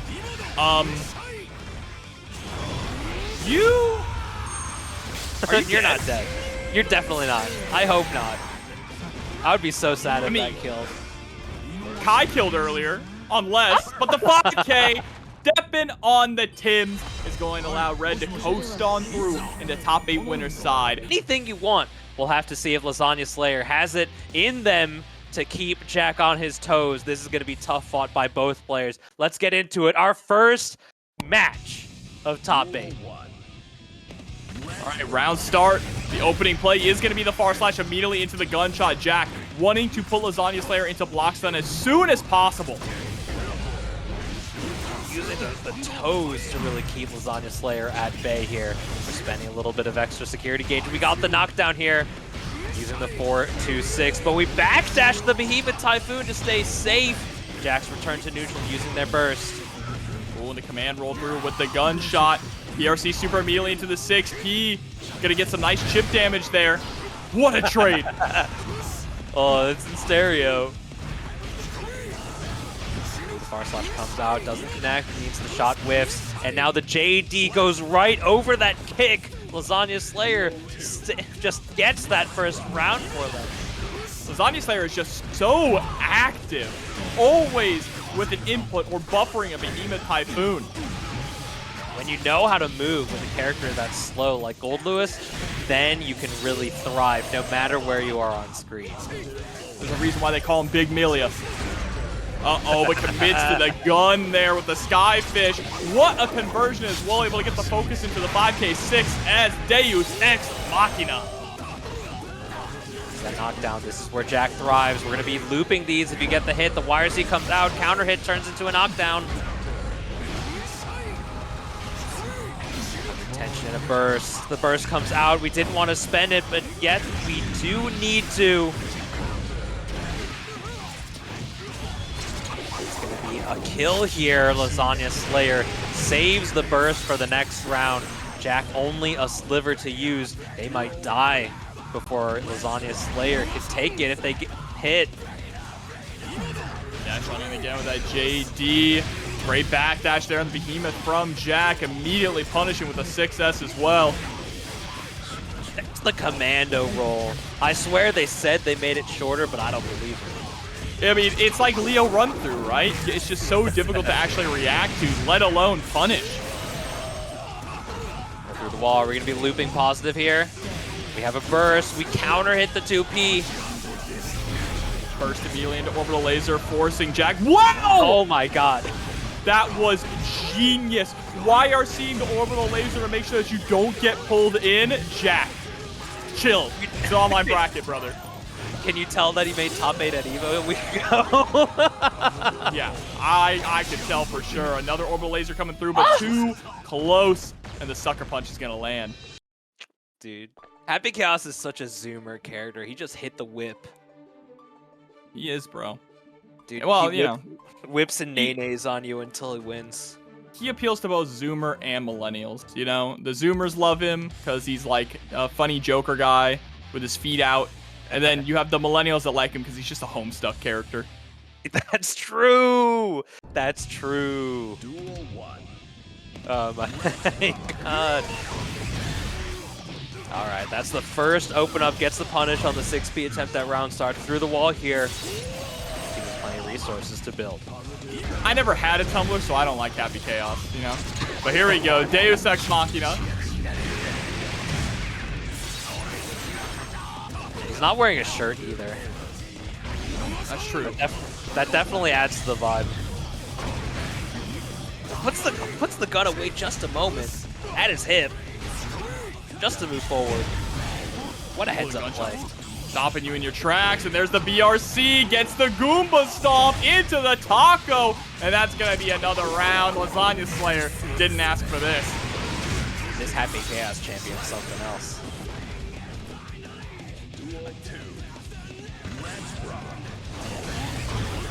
Just playing a little bit of patience on offense. Gets the, what I assume was a cross-up, but you never know. That jump 2K is just so potent. Super so potent as well. I don't think we've seen any other super so often in the lifespan of Guilty Gear Straw. Dude, Evo top 8, but every time Deus Ex Machina happens, it gets a little bit faster. Hey, you know what? Luckily, Happy Chaos didn't win again. As much as I wanted Jack to take it, you know, there was those two wolves in me. The anti-Happy Chaos wolf and the pro-Jack wolf. But right now, Jack is in his home turf. TNS online, trying to get a 3-0 win to move on to winners finals. What are the statistics of it? Is Jack the winningest player in TNS history? Yes, he might be the winningest character in online tournament history. I mean, that online tournament history is pretty much consolidated to mostly 2021 and after. Yeah, I don't know, man. He's won a lot. bullet here. Just pulling out the Skyfish for a little bit. He's like, okay, reload. Yeah, and reloading all the bullets there with that super again. Doesn't have a focus buff. We're going to be able to get it here. It is a good Guts Crush, but I don't think this is enough to kill. Prove me wrong. I knew. And the roll through, but shot the gun a little too early. One chance now for Lasagna Slayer, but the JH overshot. Ooh, that backdash BRC was so cheeky. Bro. Dude, you gotta ask yourself, did I fire 5 shots or 6? Make my day, punk.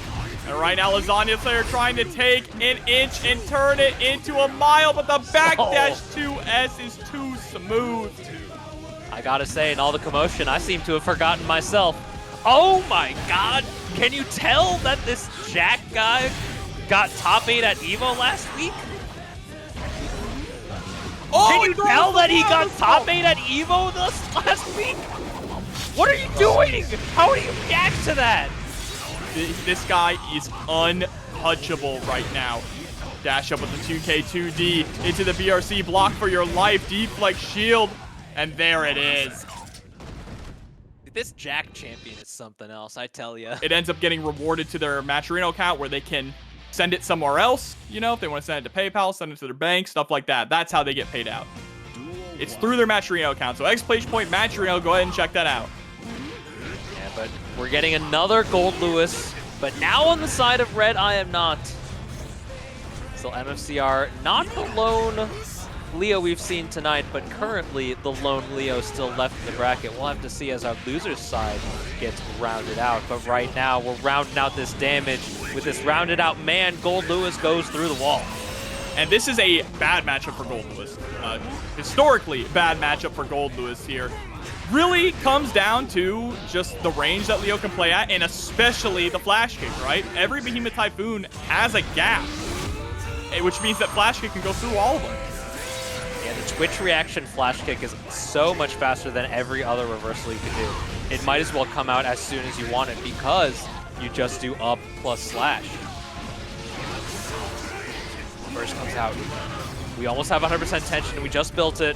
Red's going to be a little bit more liberal with their spending of resources. Backdash attempt, the 5P mash. We caught MFCR caught Red, excuse me, trying to escape a throw attempt. 5P is just such a fundamentally good button for Leo Whitefang. Great anti-air button, great pressure button, leads into some incredible Gatling normals like 6K. Just as tradition dictates, RedIAmNot declaring that Birthday Train is going to be the stream song. Now on their back. Goes for the reversal super. It actually connects. To block the Thunderbird on the way back. We have 100% tension. We spend it to retreat, but we're just caught by the cross beam. MFCR takes the first game.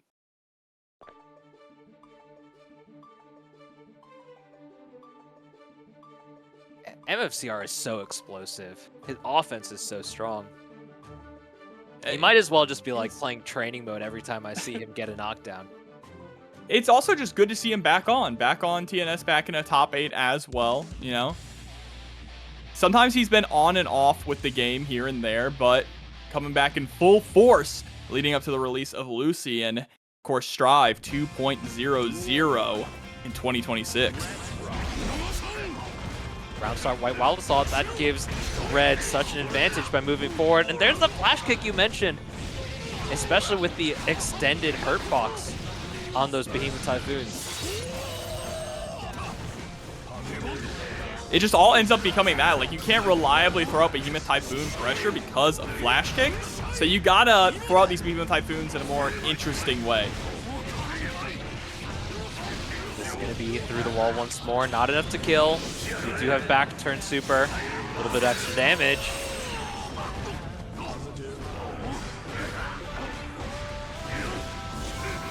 Right out of range too. The usage of that rebeat heavy slash heavy slash, pushing them just to the perfect spacing to stay right outside of the super big threats that Red could display. What a trade there off the 6P. Oh no, and now once again, Dasha just getting put into the blender, had to go for the burst there just to get a little bit of breathing room. Have that forward momentum to return to the other side. Definitely not what Red wanted, but now with Red in the corner, we're going to be taking this wall break once more, and MFCR is just looking so strong.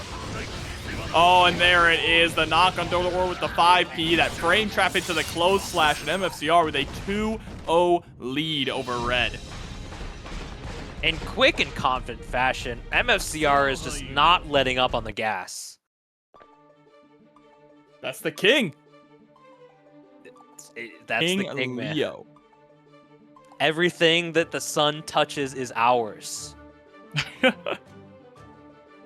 That's crazy, bro. He's the lion, man. Can't you tell? This is Pride Rock. See if we can ride that birthday train all the way to winners finals. Should be counter hit. Very clean and easy conversion there, but the burst puts Red right to the corner. This is the full conversion. We use the Behemoth cancel just to stay safe. The instant block pushing them away, but just not close enough. That far slash is not effective at that range. That walk up with the guard point was so interesting too, right? Preventing a far slash there from MFCR, especially preventing just a random Behemoth Typhoon. neutral control, and we've just swapped corners in the end. Oh, Goldlewis is so big that he can't run under you, but the Behemoth Typhoons allow you to move wherever you want. Oh, big counter hit. this is actually not a bad position for, well, Did he press what the do I button? know? He did. He pressed back turn K. I thought for sure he was just gonna parry it, but he had already committed to the back turn K. I mean, it's that mix-up. Do they go for the reversal or with 100 tension, or can you actually meet him? No meaty's necessary right now. Just all mix. Dude, he needs the sneaker squeaks. I tell you, he needs the sneaker squeaks every time. 6P into the 248. We're just spinning the sticks. 100% tension though. Are we saving our burst? We do. This is possible. Set point here. MFCR is looking mighty strong. Do we join Jack in Winners Finals with a 3-0, or does Red find a fault in the armor? Well, there's the gold burst. If it's gonna happen now. Deep Flex Shield to push you out, prevent you from establishing pressure. Great movement from MFCR, but gets sniped anyway. 6-8-4, so fast. The knockdown so potent. How many circles, Jobber? 6! That's all three churning the butter. Dashing in. Ooh, cheeky little flash kick, but we still get a punish. RedIAmNot puts one on the board.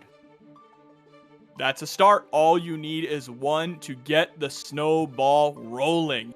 And eventually you could turn it into a full avalanche. But does RedIAmNot have it in them to build that up tonight? Just gotta wear that mindset. Just one round. One more round. That's all it takes. Just one more round. One at a time. One round at a time. Exactly. 1 foot in front of the other. Does Red have the mental fortitude to keep this up? MFCR just wants to end it now.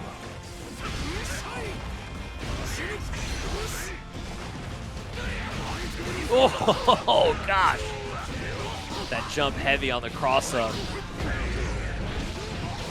little bit of a pause there for the burst. Use the RC just to check again. Returns to the other side, getting caught by the Skyfish. Means we're knocked down in the corner and knocked down against the wall. The break doesn't matter. We just kill with the Typhoons. And Red now starting to build up that snowball bit by bit. We might be seeing that avalanche. Same side, we tried to dash cross up. Oh, catching a throw once more. We're just pressing. We're not scared. We're not scared. You'll take that flash kick too, right? You have such a big life lead that one little flash kick isn't gonna hurt, but what comes after is what does. Here it is. Yeah, one flash kick at a time. It's just gonna chip off a little bit and maybe essentially return to neutral. But utilizing this wall break, we woke up. RedIAmNot playing neutral. The hard knockdown from the 2D. We caught with the jump dust, and here's another kill. We're tied up on games. Just like that, we have a set. MFCR dying with full tension. Hate to go out like that. Never a good feel. MFCR was looking so strong in those first two games, but right now Red has fully reversed the message here.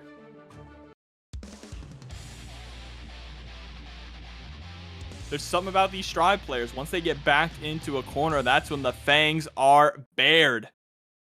I mean, we're giving the chat their money's worth. We raised $202. Might as well give them some extra games.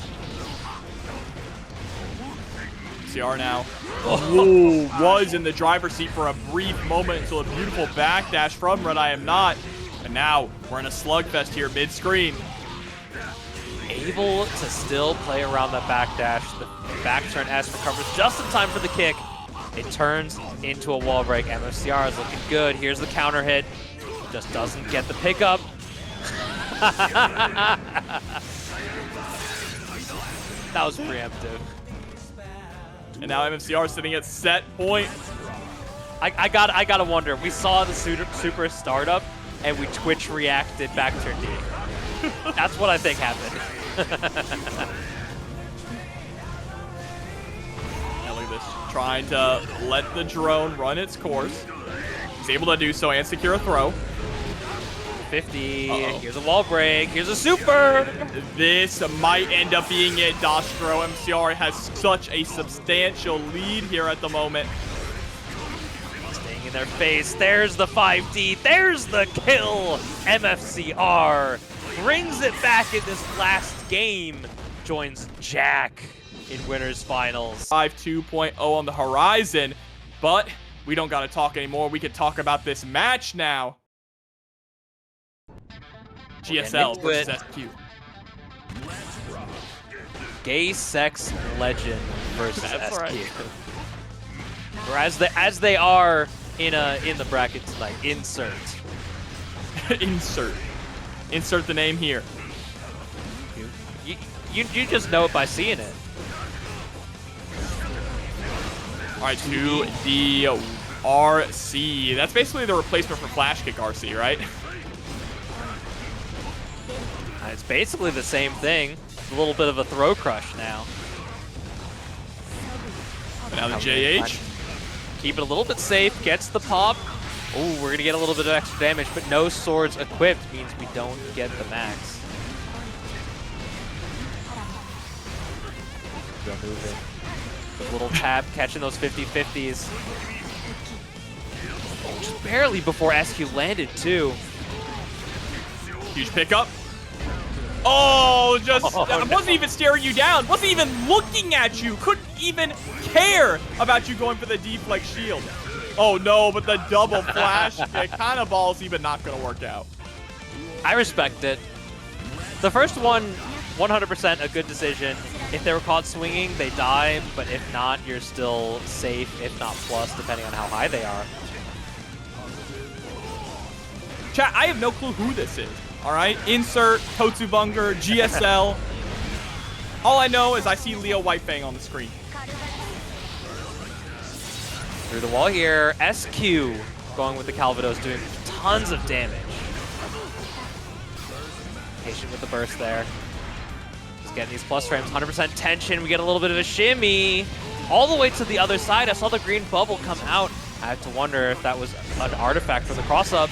Ooh, and what a JS though, Dastro SQ. Able to secure the lead.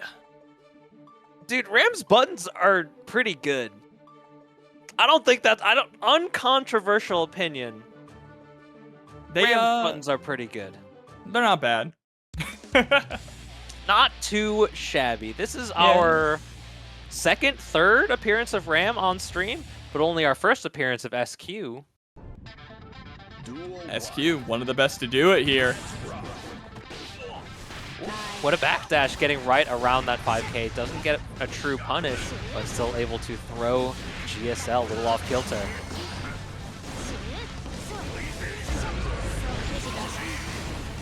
Oh no, baiting out the burst. SQ with a massive lead here, first round of game 2. Oh, he doesn't need a fireball because I am the projectile. Not able to break through the wall, unfortunately, here, but still has SQ locked down in the corner. Unfortunately, gives up that corner positioning, and now just chasing down with back turn S. How did that work? Why did it work? What? What? Oh my gosh. Oh, GSL. It looks like you have a good time when you play this game. Right, SQ taking that personally, though. Leaning into that strike throw, getting the flash kick to whiff, but not able to break the wall with the super. Just the dash cancel opportunity. Oh, 5 DRC, saving the burst into the next round. This is a perfect, it looks like. Right, 7 white letters on the screen. A little bit of a check there, that 2K catching the approach burst comes out. We don't want to eat this pressure.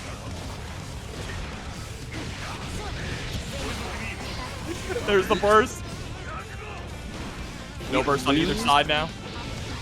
here we go through the wall. No, we decide we just want more opportunities at the mix-ups. The double dash gets punished. Oh, Daru pickup. Trying to go for the coast-to-coast routing here.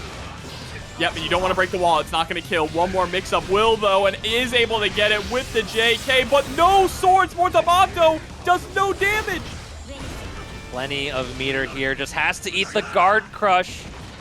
Whether that was a cross-up or not, only Insert knows. SQ takes the second game. SQ is so smooth with it. Instant queue up. Let's stay hungry. Insert's fighting for their tournament life here. Duel 1.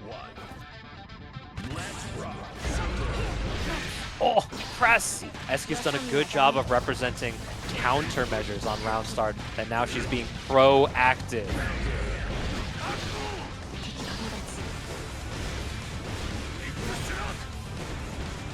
Harassing again, overhead. And the hard knockdown scenario. Insert dash it on in with the headbanger close slash. Able to get the mortal counter into the pillar during a round. And also, SQ holding on to that burst. Ooh, counter hit into the Dauro. Cheeky coming down once more. It's that reactive, preemptive countermeasure, allowing her to take full advantage, but the unfortunate drop allows the flash kick to connect. Here comes Insert. Oh my. Pro ID baits out the flash kick. Gonna get the punish in the air, extra juggle height. Oh no, but drops the confirm opening way. Woo! Wow! What a pause! The patience from SQ, Nostro. Using a little bit of a chain shift action, able to get the punish on the back turn D. SQ moving so well, but despite her fervor, she's unable to build a lot of resources into this round. Right, that 2K into the 6K, immediately into the Berserker barrage. Our knockdown situation, SQ has to defend. Oh, it's rated! With the flash kick? That was crazy. Oh, just getting a little bit too close on there. Deflect shield means we don't have to eat the 50-50. And the burst movement on the 236S. Insert. We're going to insert one up to your score here. It's 1-2. I'm really blown away by how proficient Insert is to be able to play the game and type in Twitch chat mid-set. Playing the game with their hands, typing with their toes. Now that is multitap. I'm getting wobbled in my favorite game. What do I do? Duel 1. Let's rock. Little check, little checkarooski. There's the 2K once more. Soft knockdown.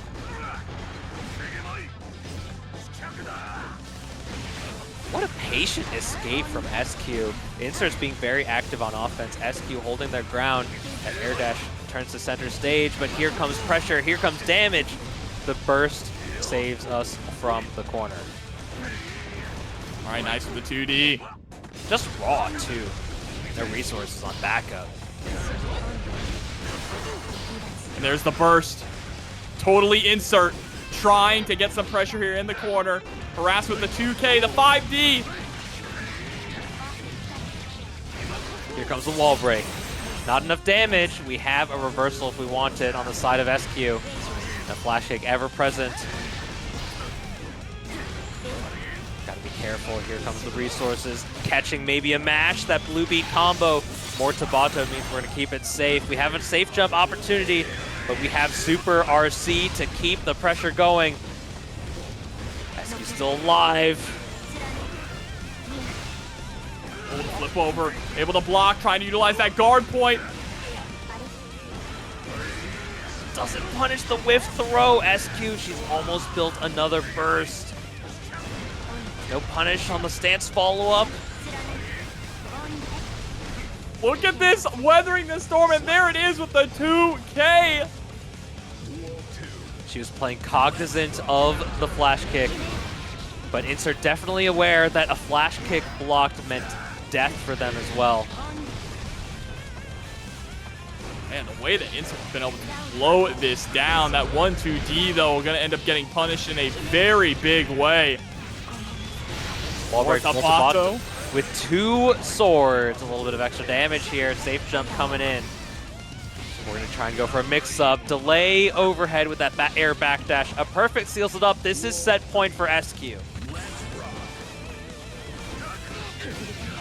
Able to get the JK into the knockdown. And baits out the DP. Doesn't try to bait out the burst though. That's fine. You don't need to try and bait out the burst in that scenario. All that matters is you got rid of it. Here comes the throw, the dash up. The burst comes out for SQ as well. Doesn't get a pickup off the Ondo, maybe a little far. Counter hit, heavy slash, turns into a wall break. That is brutal. Taking a huge chunk of your health along with it. There's the throw. We're going to be able to get a safe jump. RC available and spent. The throw. Yeah, that was smart. Deflect shield to negate any left, right, high, low. The movement from SQ has been very strong, very clean here. There's the slash DP. They block the reversal super. We're tied up now at 2 games apiece. Fantastic work from Insert here on the Leo. Incredible to see. I mean, Insert's been playing wild, and I feel like these last 2 games, they're toning it down a little bit. Because you gotta play a little scared against a player like Insert. But once they know you're scared, that's when it's dangerous. You know, Dashra, people keep trying to tell us that that's not actually Insert, but the name says Insert, so... I'm looking at the start GG right now, and the tag says Insert. Yeah, I mean... you can check yourself, exclamation point bracket in chat. Why would someone just go on the internet and lie, you know? Ooh, that I don't think that's not real. We saw the burst at that very same situation 3 times before.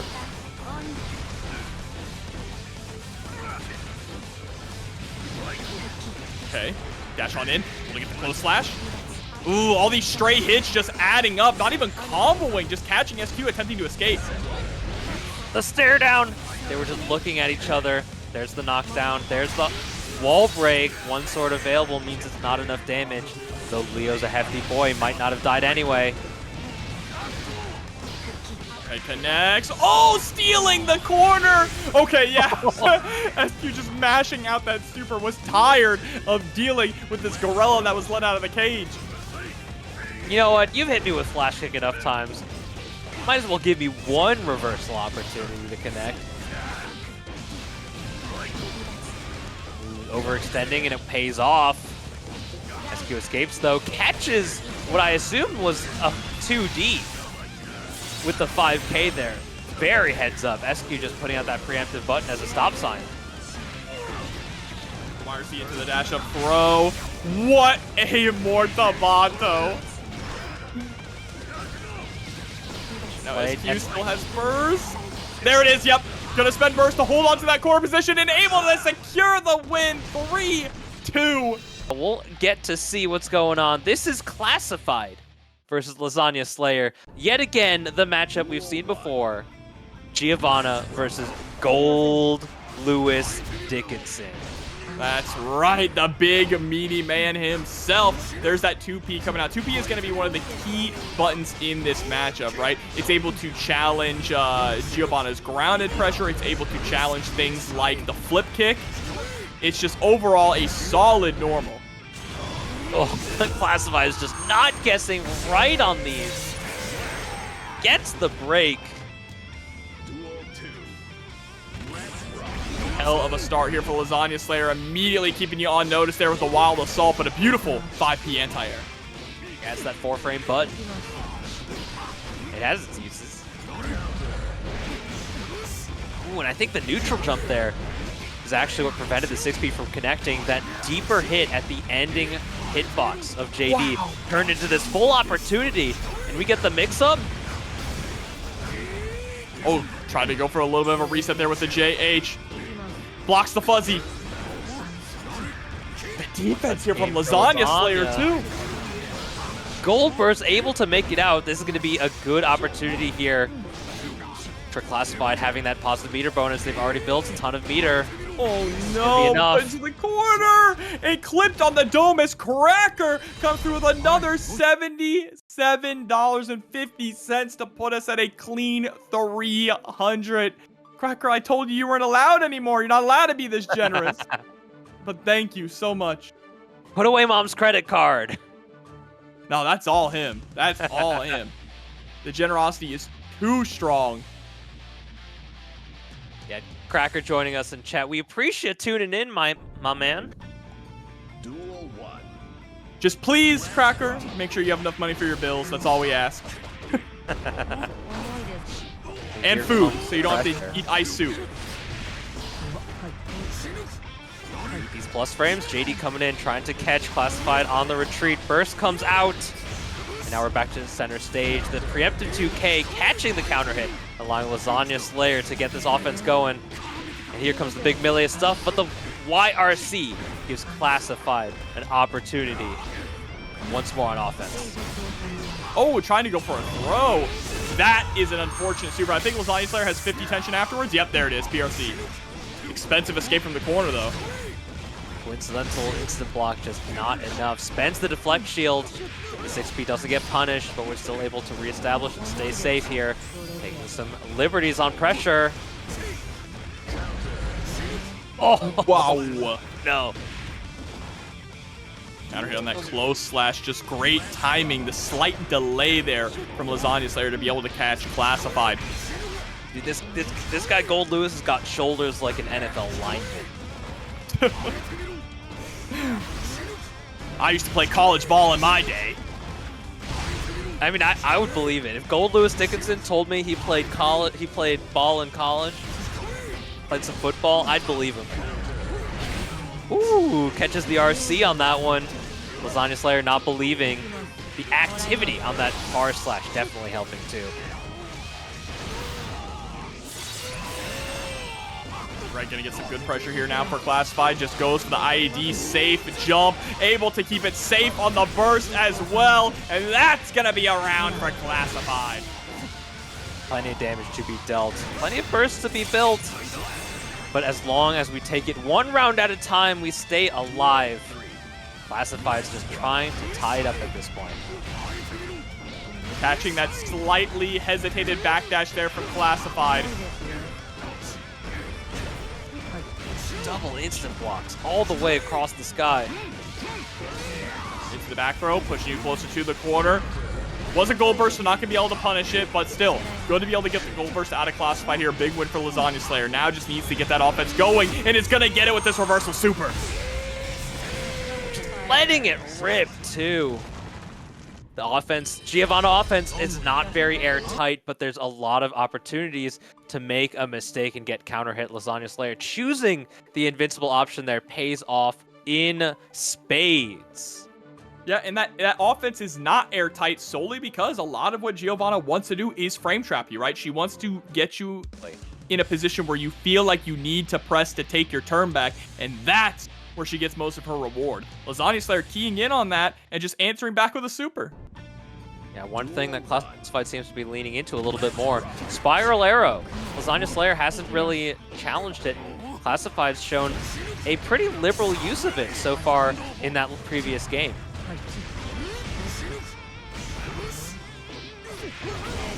What a poke out. Retakes the corner with the flip as well. Turns it into a super wall break. Classified with the easy confirm. With the 2S immediately catching Meaty there post wall break. No meter for another hard knockdown, so just has to take the 5P. Nice activity on that 684. That was so hard to deal with. Got sucked into the active frames, but still got the round in the end. Playing a little patient with that anti-air throw, using the BRC. Classified has shown previously that they're very willing to just do anti-air DP once they have that pause button with the RC. But a great side swap here from Classified now. I don't think they were going to go for the wall break in that scenario. Probably was just going to try and hold on to the corner, but now has to spend the tension just to make sure you don't get killed. What a poke out! Catching a small overextension by Lasagna Slayer. Turns into a hefty counter hit, heavy slash.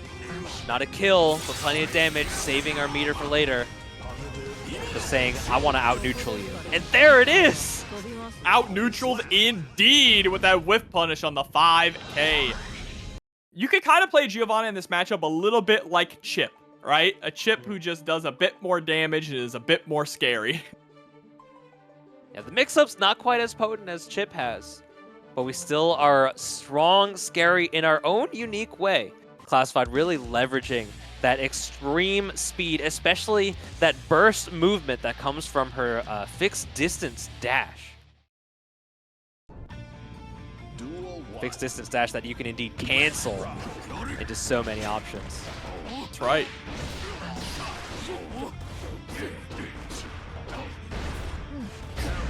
Block making it a little bit more scary. Misses the meaty. Misses the super jump there. Anti-air 5P coming once more. We're gonna turn this into a wall break, into a super. Unfortunate miss time. Oh, and going for the RC there because they were afraid of getting whip punished once again. Nice fade back with the Behemoth Typhoon. Big counter hit. The gold burst comes in like we're coming in with the C5 Productions. The rated. Hope you're enjoying some Guilty Gear and hope you had a good stream. Oh, hope you're enjoying that JD as well. Lasagna Slayer now sitting at set point.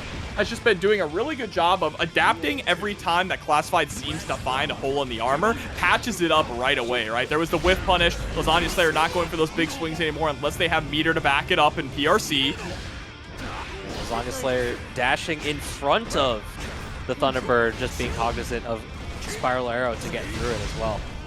I have to assume. Double dash in. Instant blocks. Very cheeky. Turning into a bit of a fuzzy situation. Trying to lock down Lasagna Slayer in the corner. No side swap. There it is. That's what I was waiting for. Oh, even the deflect shield can't push out far enough. Knockdown, maybe not close enough for an OTG, but the throw to B. We move on. Lasagna Slayer off to losers semifinals, leaving Classified in their wake. Absolutely devastating here as we keep moving on in this bracket with RedIAmNot versus SQ. Well, to actually beat Jack is Red Ditto, but Red Ditto is nowhere to be found in this bracket, right? I think that MFCR and SQ definitely could do it. Red as well, and those are the players that are remaining. So let's see, jumping into this.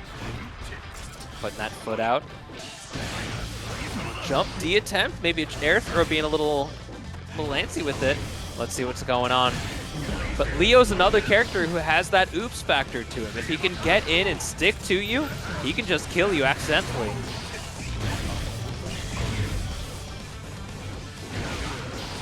What a J2K. trade. What did that trade with 2D? It traded with something. Anti-air 2D is the craziest thing. I love it. Nice whiff punish there with the 2K as well. Gonna lead to a wonderful reward here. Not quite death, but instead doesn't break the wall and reset. I think Jack maybe tried to stay a little airborne longer than they expected. MFCR still catching them with back turn. K turns into counter hit, turns into wall break. That's the first round.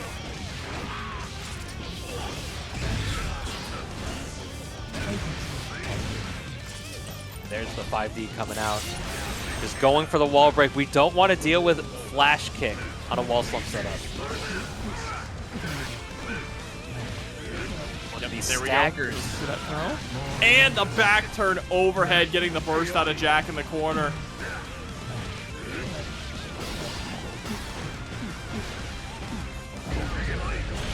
Woo! Counter hit right into the super, and that's something that I love to see the Leo players do. Because that back turn super, that's plus on block still. You could buffer that. You could buffer that as much as you want. I also just want to make a note too, Dostro, that before we got started, MFCR did come into the chat and say to everyone who donated, thank you. So MFCR is feeling very confident that they are going to be able to take home the lump sum of the money in this match arena. Let's see if they can put their work where their mouth is. That's the first game in favor of MFCR. Jack has to fight back, but Jack's the kind of guy that it don't matter what's going on because he's always going to be scary.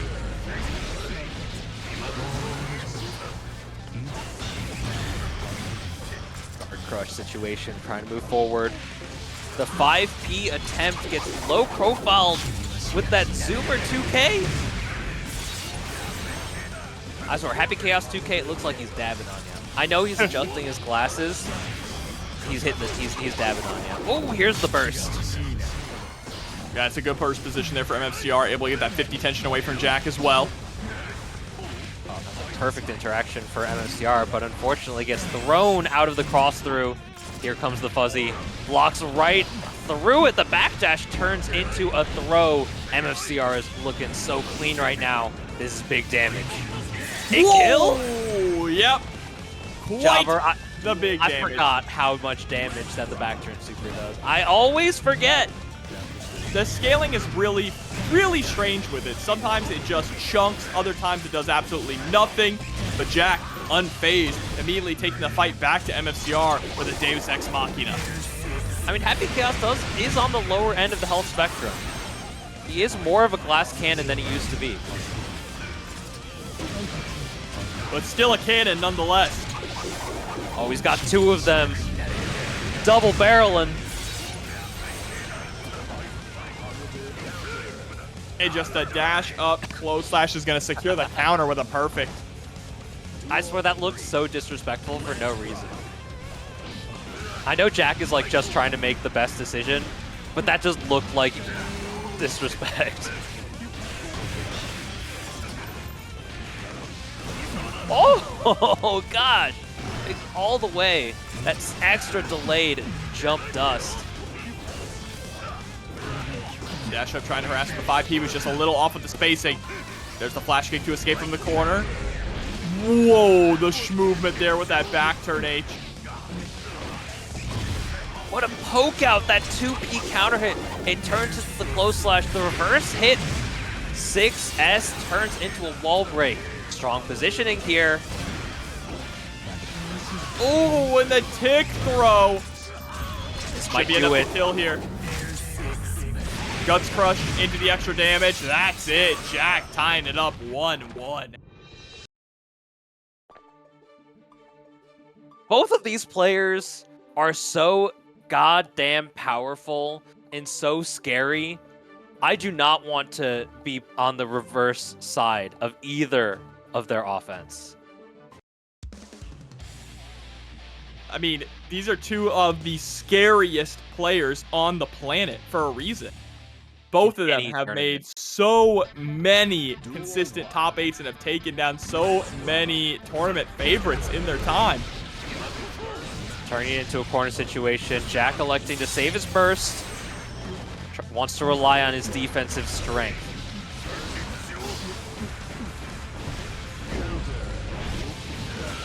Counter hit right into the super.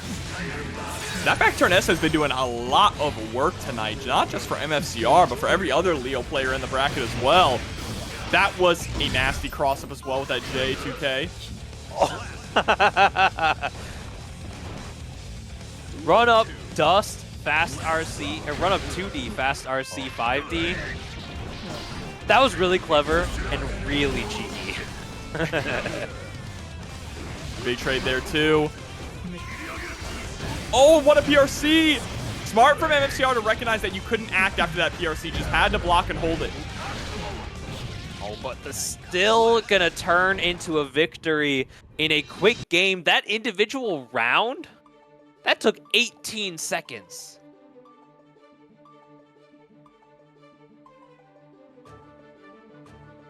This is a pretty quick game. Sometimes people just explode. And it's crazy to think that the damage used to be even higher. I mean, they really wanted to try and reduce the overall damage in the Season 4 balance patch when Dizzy came out. But I think they just really compensated that by giving all of these characters so many tools that sort of negates a lot of the damage reduction. Well, let's see what they do with the damage adjustments here coming into the next balance patch. But when it comes to damage, Jack having plenty of it here with the wall break. Okay, he said use this damage to adjust your health bar. Oh, do it again! I swear there's an echo in here. Just playing the same movie over and over. I love this rerun. MFCR says, I am the projectile.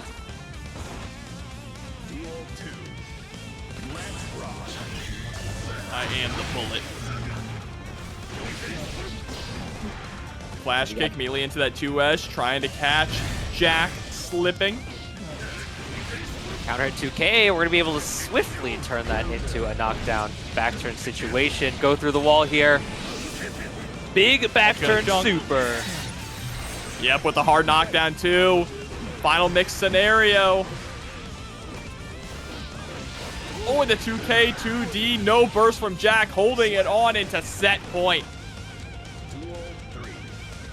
These dash block attempts are all so very strong, but it's just the way both of these players put out those 2Ks. It's hard to move forward when you're just trying to not get hit.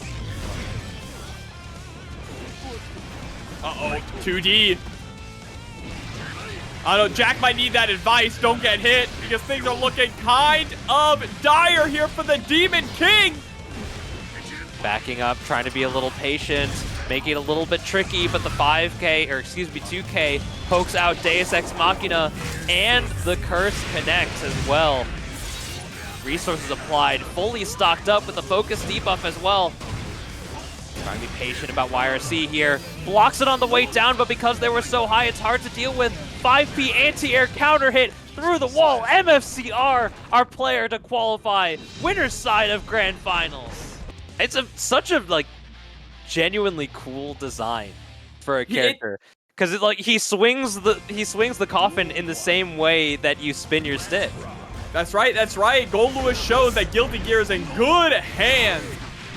Here we go, able to combo off of the drone. Who backdashes the 4-2-6. It clashes now, and both players being a little bit cautious on defense in the end. Backdash gonna get caught there by the overhead Behemoth Typhoon. Oh, can't jump out, but still recovers in time. So smart to go for that Behemoth in the air. It's led to this position that causes Lasagna Slayer to use their burst just to maintain pressure. Yeah, and that burst there after the wall bounce to make sure that you do not immediately die. And there it is. Yeah, RC tried to catch you on landing. Playing patient here, tried to play around it, but found the opportunity, and now the knockdown's going to allow Lasagna Slayer a little bit more leeway, a little bit more aggression on offense, trying to catch this chip damage, but the green bubble coming out just in time. But the 5P anti-air, Lasagna Slayer not getting the dash jump that they wanted. Lasagna Slayer actually overextended there trying to go for the dash jump. Should have just swung another Behemoth Typhoon. RedIAmNot did not have any tension to FD. Comes the 4-8-6, catches the backdash once more. Lasagna Slayer, we're real familiar with this left side corner. Oh gosh, so tricky. Caught in the low with the 2-4-8. Never stops, especially because of the cancels. Look at the wrist gauge. Halfway up. There's the press out from Red. Able to get the cross up. Look at this routing. And still maintains the corner using the 8-4-2 to side swap. Immediately into the fuzzy with the JK. Good God.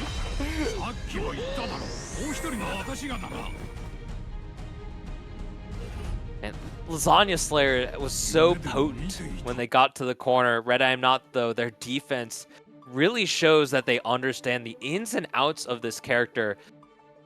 And once you're able to defend properly against Goldlewis, you're able to push him out so that he has to make those risks. Red's evaluation on where the risks come and how to properly hedge against them has really come out in this matchup so far. Even in this first game. Duel 1.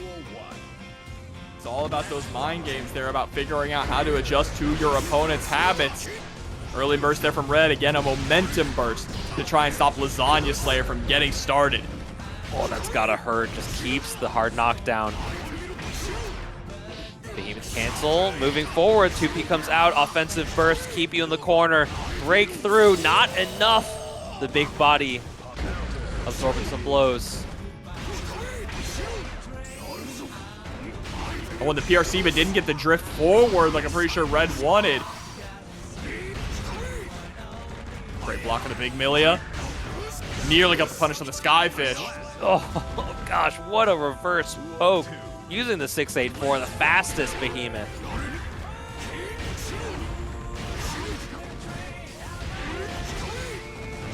Oh, these have gotta hurt. Getting some instant blocks, but it's just not mattering. And Goldlewis, a character that's super hard to instant block because of the variable timing on the Behemoths. And look at this, finally turn is over. It's all about knowing which Behemoth Typhoons end Goldlewis's turn, right? But Lasagna Slayer stealing turn after turn after turn and putting RedIAmNot in the coffin. That's that offense we were seeing in that first game taken to that next level. Lasagna Slayer, they found where their gaps were, and now we're covering it. We're making it so much more difficult to poke out on defense. Hey, you better watch out because there's a storm coming through. Behemoth after Behemoth. Behemoth's a good band too, by the way, chat. If you've never listened to Behemoth, you should check them out. And that is musical references in Goldlewis Dickinson. That's right. That's his biggest one, obviously, because he's got like 8 different Behemoth Typhoons. Are they not all just called Behemoth Typhoon? Yeah, they're all called Behemoth Typhoon. Anything? What about Thunderbird, Skyfish? I'm sure everyone can recognize Down with the System. Yeah. I can't remember. I made the video a while ago. Go watch it on YouTube. YouTube.com/KingJobber. There's the burst. Retreating to the corner. Only has 50 bursts to their name after spending a wild assault.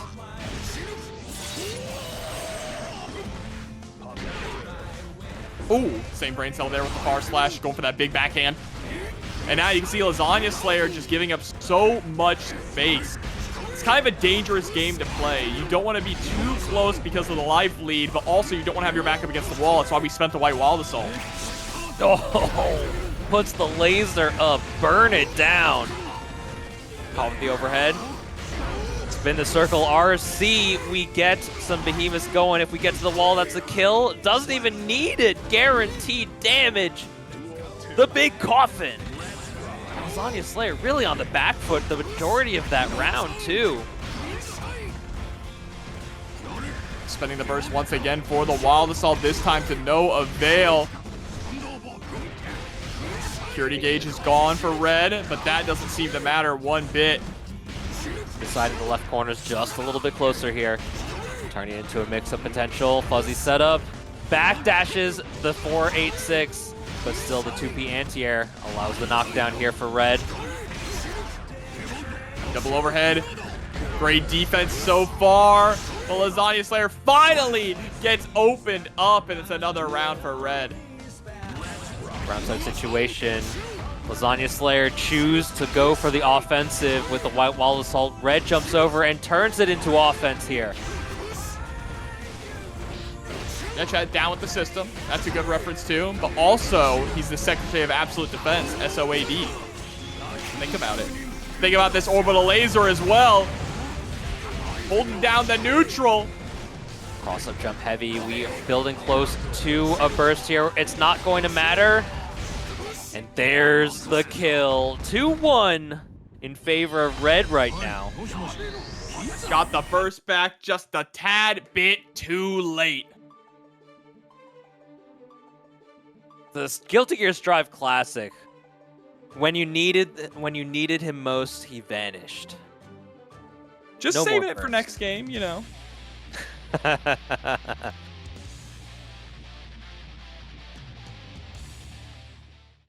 This is definitely some boxing here. These players are swinging.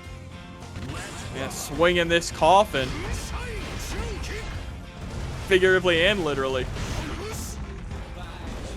But again, look at this. Lasagna Slayer giving up a lot of space. The way that Red is able to really just walk Lasagna Slayer to the corner without doing a whole lot is... it's just the aura. And we sniped out the opportunity to have that Thunderbird on screen, but now we're just trying to keep them in check. Patience here. Trying to escape. Back to the corner, though. Lasagna Slayer. Counter is going to allow the knockdown for some very comfortable offense coming in close to the corner. There it is. Big melee into the RC. You going to die from this?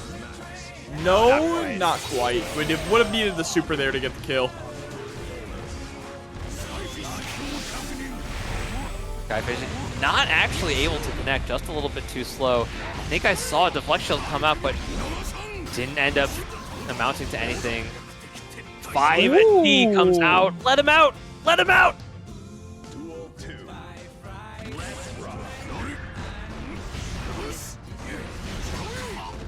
Oh, on the back, the Kara cancel into the 8x2 2 times in a row. Oh, we're right back at you here now. Catching the backdash there with the big overhead. Crazy pickup. Down here. We're able to get the Thunderbird out, just trying to play around the YRC, but allows Red the opportunity to spend the meter and keep Lasagna in the corner. Able to land the hit, which gets rid of the drone. And Red with the immediate overhead into the Behemoth cancel before Lasagna Slayer can even think about bursting. It's all over. MFCR, because if you remember, they played each other in the second game of Top 8. And both of these players, they're fighting for the run back. They want a little revenge against our man Miguel, but right now, they're going to have to fight each other just to fight for the honor. And again, none of these matchups are bad for the respective characters. I mean, bad for Goldlewis or bad for Leo. Both of them can handle Happy Chaos pretty decently, but the question is, can they handle Jack? Yeah, it's just, what have you done today to be the best player in this tournament? That's all it's going to come down to. Right now, Jack's looking their best against RedIAmNot, getting these hits consistently. Gonna have to fight for one more touch, though, against the Secretary of Absolute Defense. Oh, we were well jumping. That should be blocked here. And punished accordingly. Uses the BRC just to cover a burst in case.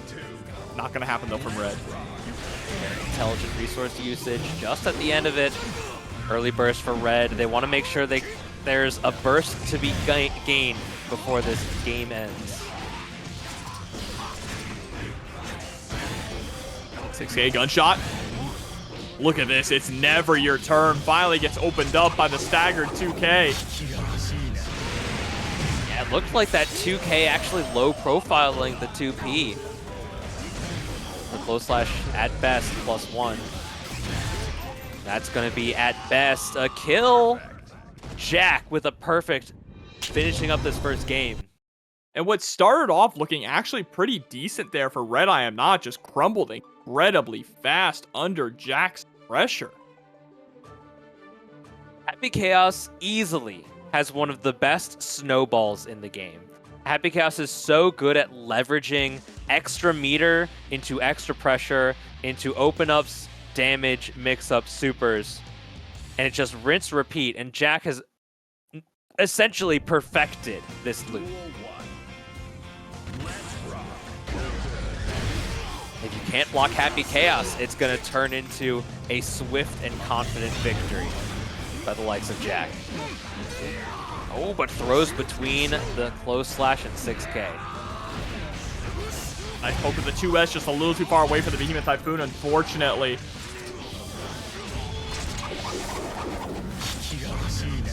Another Deus Ex Machina. We've seen this story before. This is the snowball once more. We have YRC available, and Jack making it known that he is able to play around it, but Red being a little antsy, just trying to reserve the YRC for a time they know it's going to be guaranteed. But there's the PRC, just to recover yourself from the super, goes to the PRC to recover from the 6P as well, and 100 tension spent, nothing to show for it, definitely going to hold on to the burst going into the next round. That's always a feels bad moment when you use all of your meter just for no ground gain. Jack's just awfully patient, and a full threat every portion of the screen gets the burst baited. We're going to be able to go through the wall with Deus Ex Machina for the millionth time. No, it dropped!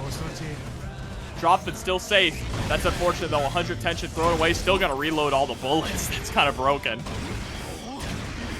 Mixing up the shot timings, too, makes it so scary on how we want to spend defensive resources. Not even just the shot timing, too. In the end, ended up getting counter hit there by the pistol whip. Just putting the gun away and redrawing it is also such a strong tool. So it makes him catch the backdash. There's that impeccable conversion ability. The strength of the reticle showing so well with Jack piloting it. And that is 2-0 now for the Demon King here. Brick by brick, panel by panel, Jack is building this house back up. Yeah, but we still have the big bad wolf waiting in grand finals. Jack is so close to the rematch. RedIAmNot has not yet found the answer.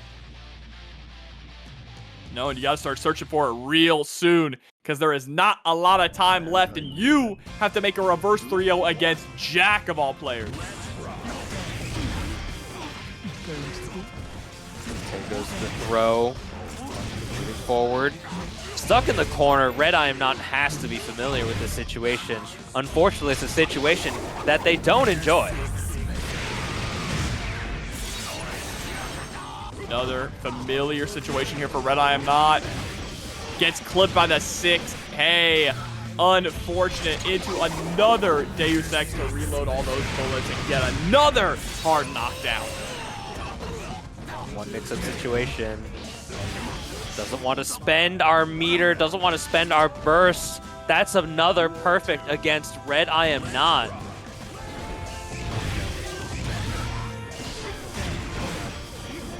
Look, you missed the cursed application? Who cares? Just rush on in and start harassing with pressure. But right now, Jack is out of bullets, able to get one left in the chamber. There's the goal burst from Red. Oh my god, Jack just took the opportunity for the burst to reload every single bullet. Yeah, well, it's still not the same power as Release Happy Chaos, where bursting against him basically gave him a favorable situation. Happy Chaos still has opportunities off of burst that put him in a pretty reasonable and comfortable position.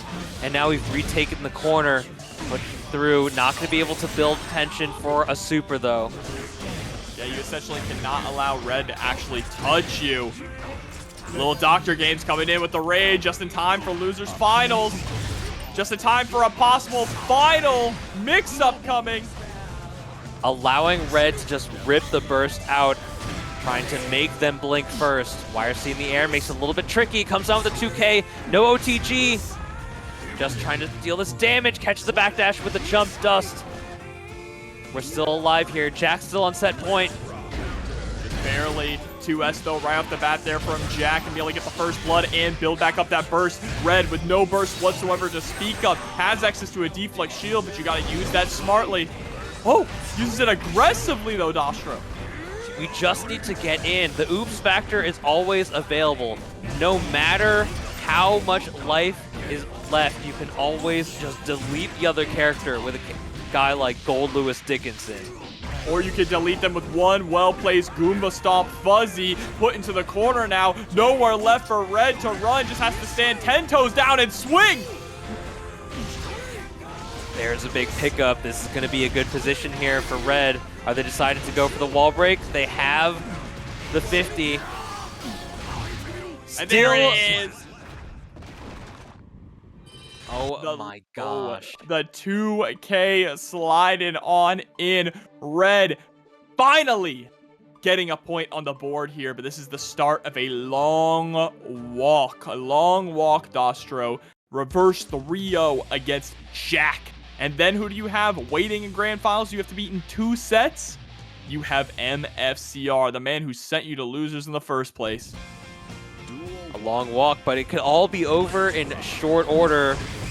Whether Red wins or Jack wins, both of these characters can absolutely unload damage in short order.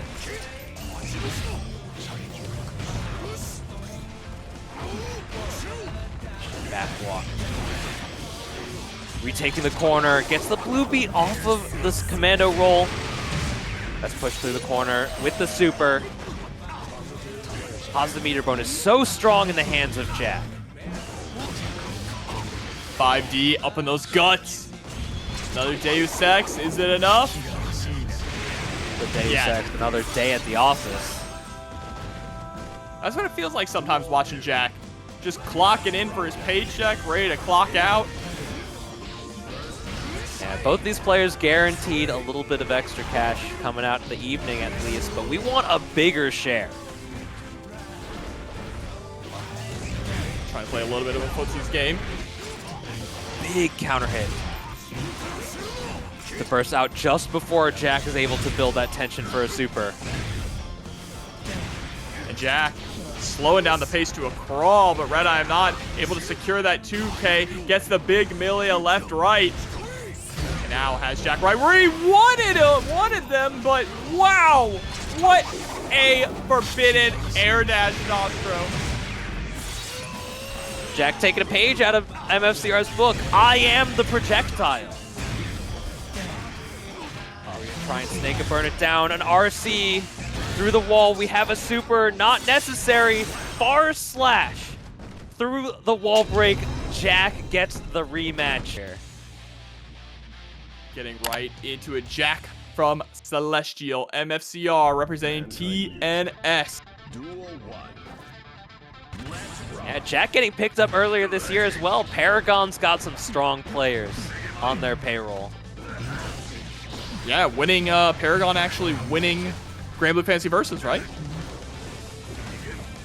Koji Coco, Evo That's champion. right. And Oh, Aaron there's the Demac 5D. last year as well. Not quite able to get the wall splat, but I think MFCR wasn't going for the wall splat, right? You don't want to send MFCR through the wall unless you have super to get the hard knockdown. Backdashes away. Bit of a handshake there, the BRC spin. Gotta be careful with how you pressure against MFCR though. Red being so cognizant and aware of that flash kick, but MFCR has yet to bite. There it comes! Oh! Hook, line, and sinker, along with the extra helping of your burst. Very clean, very swift ending there. Jack catching all of the resources is going to be hard to deal with. And now MFCR just wants to fight back. If we can get through this round, we might be able to build a burst in for round number 3. US is going to cut MFCR short. 5D. Great defense, but does get clipped again. Opened up by that 6K. Seems to be opening up everyone tonight. It's that slight delay that makes it so tricky. Close slash into 5D or close slash into 6K, they both have similar timings. It's really all about how you react to that orange glow behind the character. And Jack sealing up that first round, really on the back of the burst bait towards the end of round number 1. Yeah, just absolutely brutal stuff there. Getting that burst gone in the first round, leaving MFCR just absolutely helpless going into the second one. But burst is back. Let's see. Can MFCR tie things up? Can we prevent Jack from resetting the bracket? Because if Jack resets the bracket, I think that might be it. I mean, Jack's been playing warm. Jack just played a 4-game set, but MFCR, while they may have been training on their own in the background, they've not been playing against a real person. Definitely not playing against the likes of Jack to catch on to their habits. Well, looks like Jack has all their habits down. Here we go. Wake up DP. That's one habit that MFCR will never shake. What a mash there. Gets the burst out. Oh, wow. Able to actually bring that back. Get the close slash there after that RC sequence. Save themselves from back turn. This dash attempting from MFCR has been just outside of Jack's range for this final connection as Jack tries to move in a little too much. MFCR takes that first round. Big whip punish there after the 2K. Wall break, but doesn't have the 50. Get back to neutral here. A little closer to that left corner. We bit on the bait here. Fish on the hook. Yeah, MFCR falling for it multiple times, Dostro. But like we said earlier, you cannot condition this guy to not flash kick. If he feels the vibes, he's gonna do it. Does it 2 times in a row and ends up losing another round. Become unconditionable. That is what's happening. You cannot deter a player like MFCR from doing the wild stuff because it's just in his blood.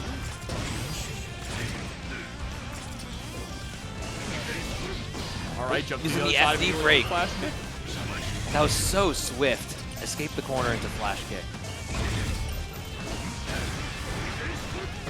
Oh, but see, all these flash kicks are what's getting MFCR killed here. Jack about to be up 2-1 after this Deus Ex Machina. He's ought to kill that 19-hit super to get through the guts rating, as well as the final blow to break that glass. That's 2 games up right now. MFCR is just still sitting on the donut. But the first set, Jobber, the first set is all data. That's true. All That's data. true. You can try out a lot of different things to see what works. Throw everything at the wall to see what sticks before going on into that reset. But I know that MFCR is not the kind of player who's thinking about that, who's thinking about a reset even being a possibility. He wants to take it home here and now. Just getting the victory as soon as possible is all we want. He perfectly embodies the spirit of Leo Whitefang here, trying to go for some of this footsies battle, but ends up losing out to the J2K, the foot on the dome. J2K is seeing a lot of high mileage in this set so far. And it's one of the best mix-up tools that Happy Chaos has in his arsenal here. Hard knockdown, just goes for the focus and eats a missile dropkick. He's just flinging himself at the opponent. 5E. Getting very close to another round here for MFCR. Rounds are nice though, but we need to close out games. 100% tension though. Catches the dash 2K attempt with a ton of resources. We can do anything, but you can't block with the reticle out. The flash kick interrupts the pressure and puts a round up. And now that initial connection gets a burst response from Jack. He's gonna get shot though. Happy Chaos so strong at whiff punishing, and by that I mean he whiffs and punishes you, but it's out of focus now. This is opportunity. MFCR smelling the blood in the water, catches the back turn overhead, goes into a reset into the super. MFCR finally getting on the board. I have to hold my breath. They go into the super flash and the health bars disappear, and I instantly forget how much is left. Is this gonna kill? Is this enough? Absolutely wild stuff we're seeing here from MFCR. You can tell how hungry he is.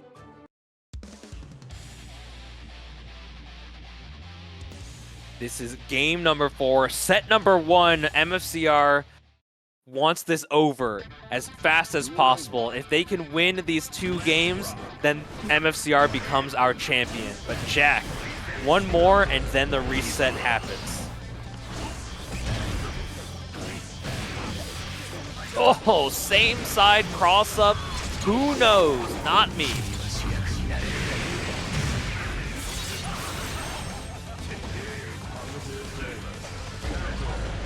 Positive bonus. Anji on defense. Here comes another super. It's going to be close whether or not it's going to kill. Unfortunately, not enough.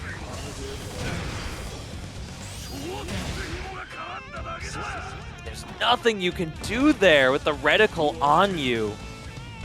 Already locked on, the VRC just allows you to remind yourself what direction to block if possible. Oh, the slight stutter. Did you see that little step to psych out Jack on defense? Sir. Into another Deus Ex Machina, though. Things are not looking too good. On the cusp of a reset. Oh, 5E. It's not going to kill. That's not conducive to a healthy game state for MFCR.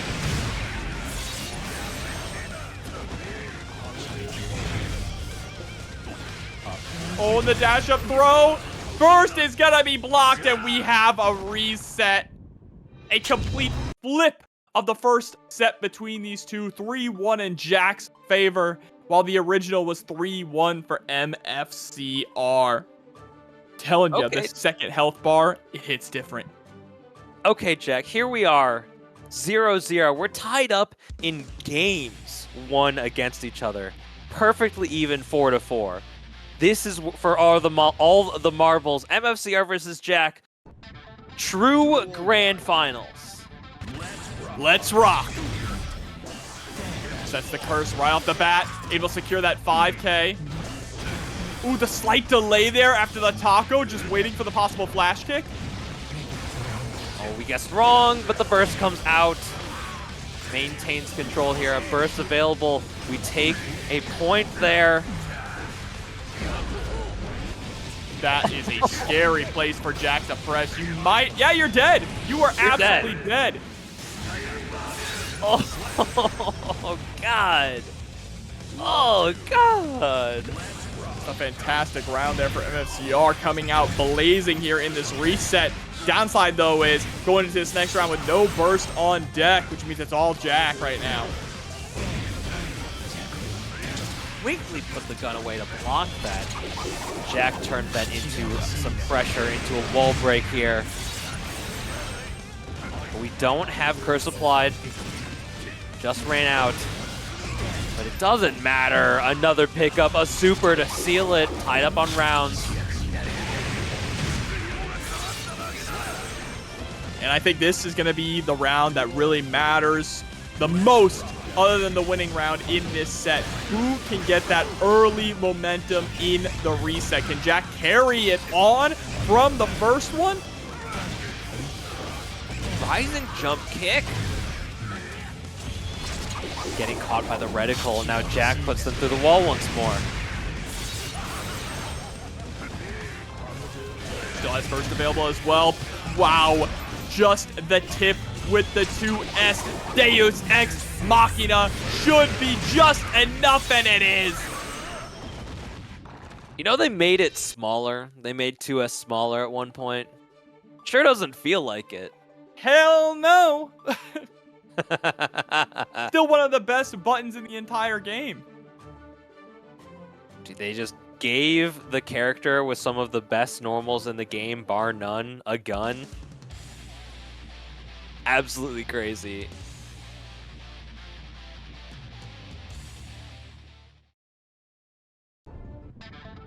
Duel 1. Here. Let's rock.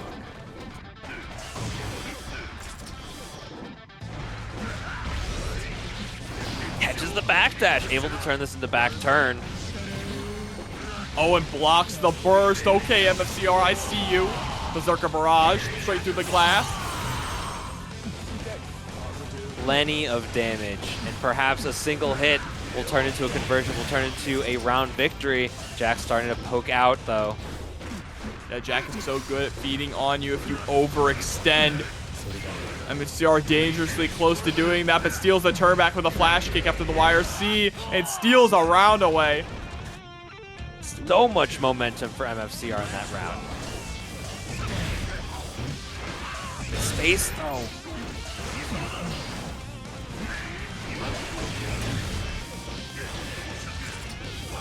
Once more, Deus Ex Machina. Through the wall. Jack has a safe jump. MFCR has to hold this. Unfortunately, Jack gets a little greedy with the setup. Takes the throw here, counter hit. Doesn't want to get super through the wall. MFCR steals the burst by having that big hit. And the BRC, nice job blocking almost all of that, but you weren't expecting the low, were ya? Awfully close. Is this enough? X, it's not! Yeah, MFCR gets one more chance, but gets a bullet straight between the eyes. We're in the last round here. MFCR full blue bar while Jack has to fight back with only 25%. The burst comes out before positive meter bonus. We want to be able to manage Jack's resources as best as we can. On the tip of the heavy slash, actually connecting. On the 5K. Ate it out. Woo! That delay gunshot after the 2D is so nasty. Diabolical work here from Jack now. Going for a safe jump and getting the J2K into the second overhead there with the falling JE. Strong position for Jack here. Another round on the board, another victory would be a strong position. Blue RC in response, tries to get the pressure started. Spectacular blocking from the likes of Jack. Jack still has plenty of resources here. There it is, BRC into the JP with the stylish shot at the end, the command roll. Jack 1 game away from closing this out. The Demon King, this second phase, it's too strong. MFCR's only won that one game so far in this full sequence. In these back-to-back sets, it's 5-1. 5-1 is crazy. Staring down the barrel of 6-1 as well. MFCR has to fight back. It's been a long evening. Do you have enough gas in the tank?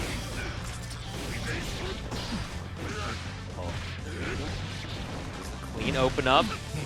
Very tricky. Goes for the low. Stance cancel.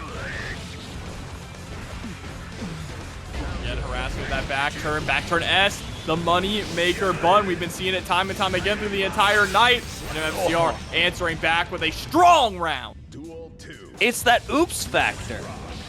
Leo's got that oops factor. And while MFCR has gotten some hits here and there, he hasn't been able to leverage it into full offense as often as he would like. Jack gets the mash out once more. MFCR overextending. The backdash BRC caught in the air allows Jack to press out.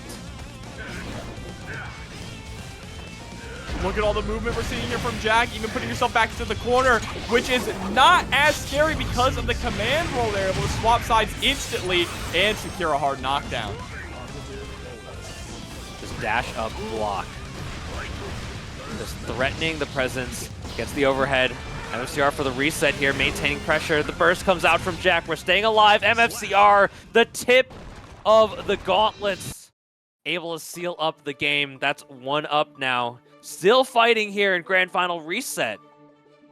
Preventing the 3-0 clean sweep.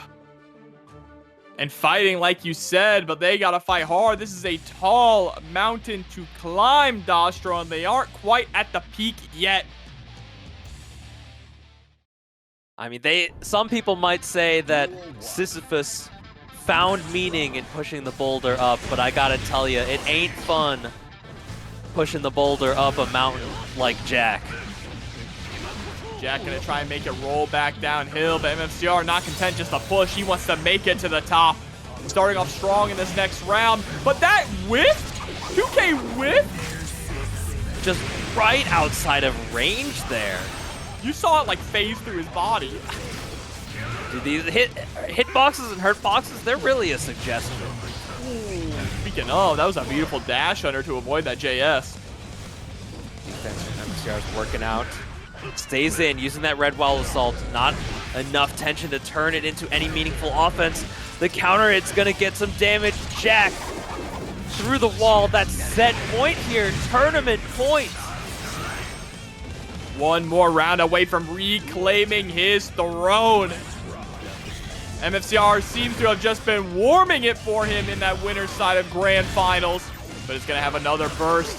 Spends it immediately. As soon as he goes through the wall, that's going to be so hard to fight because Jack with extra meter is Jack with extra damage.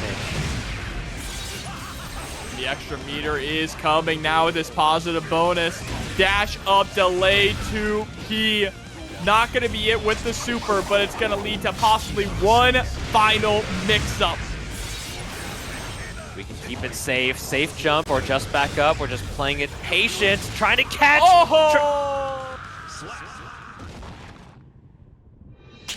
The brave burst, perhaps trying to catch a blue one.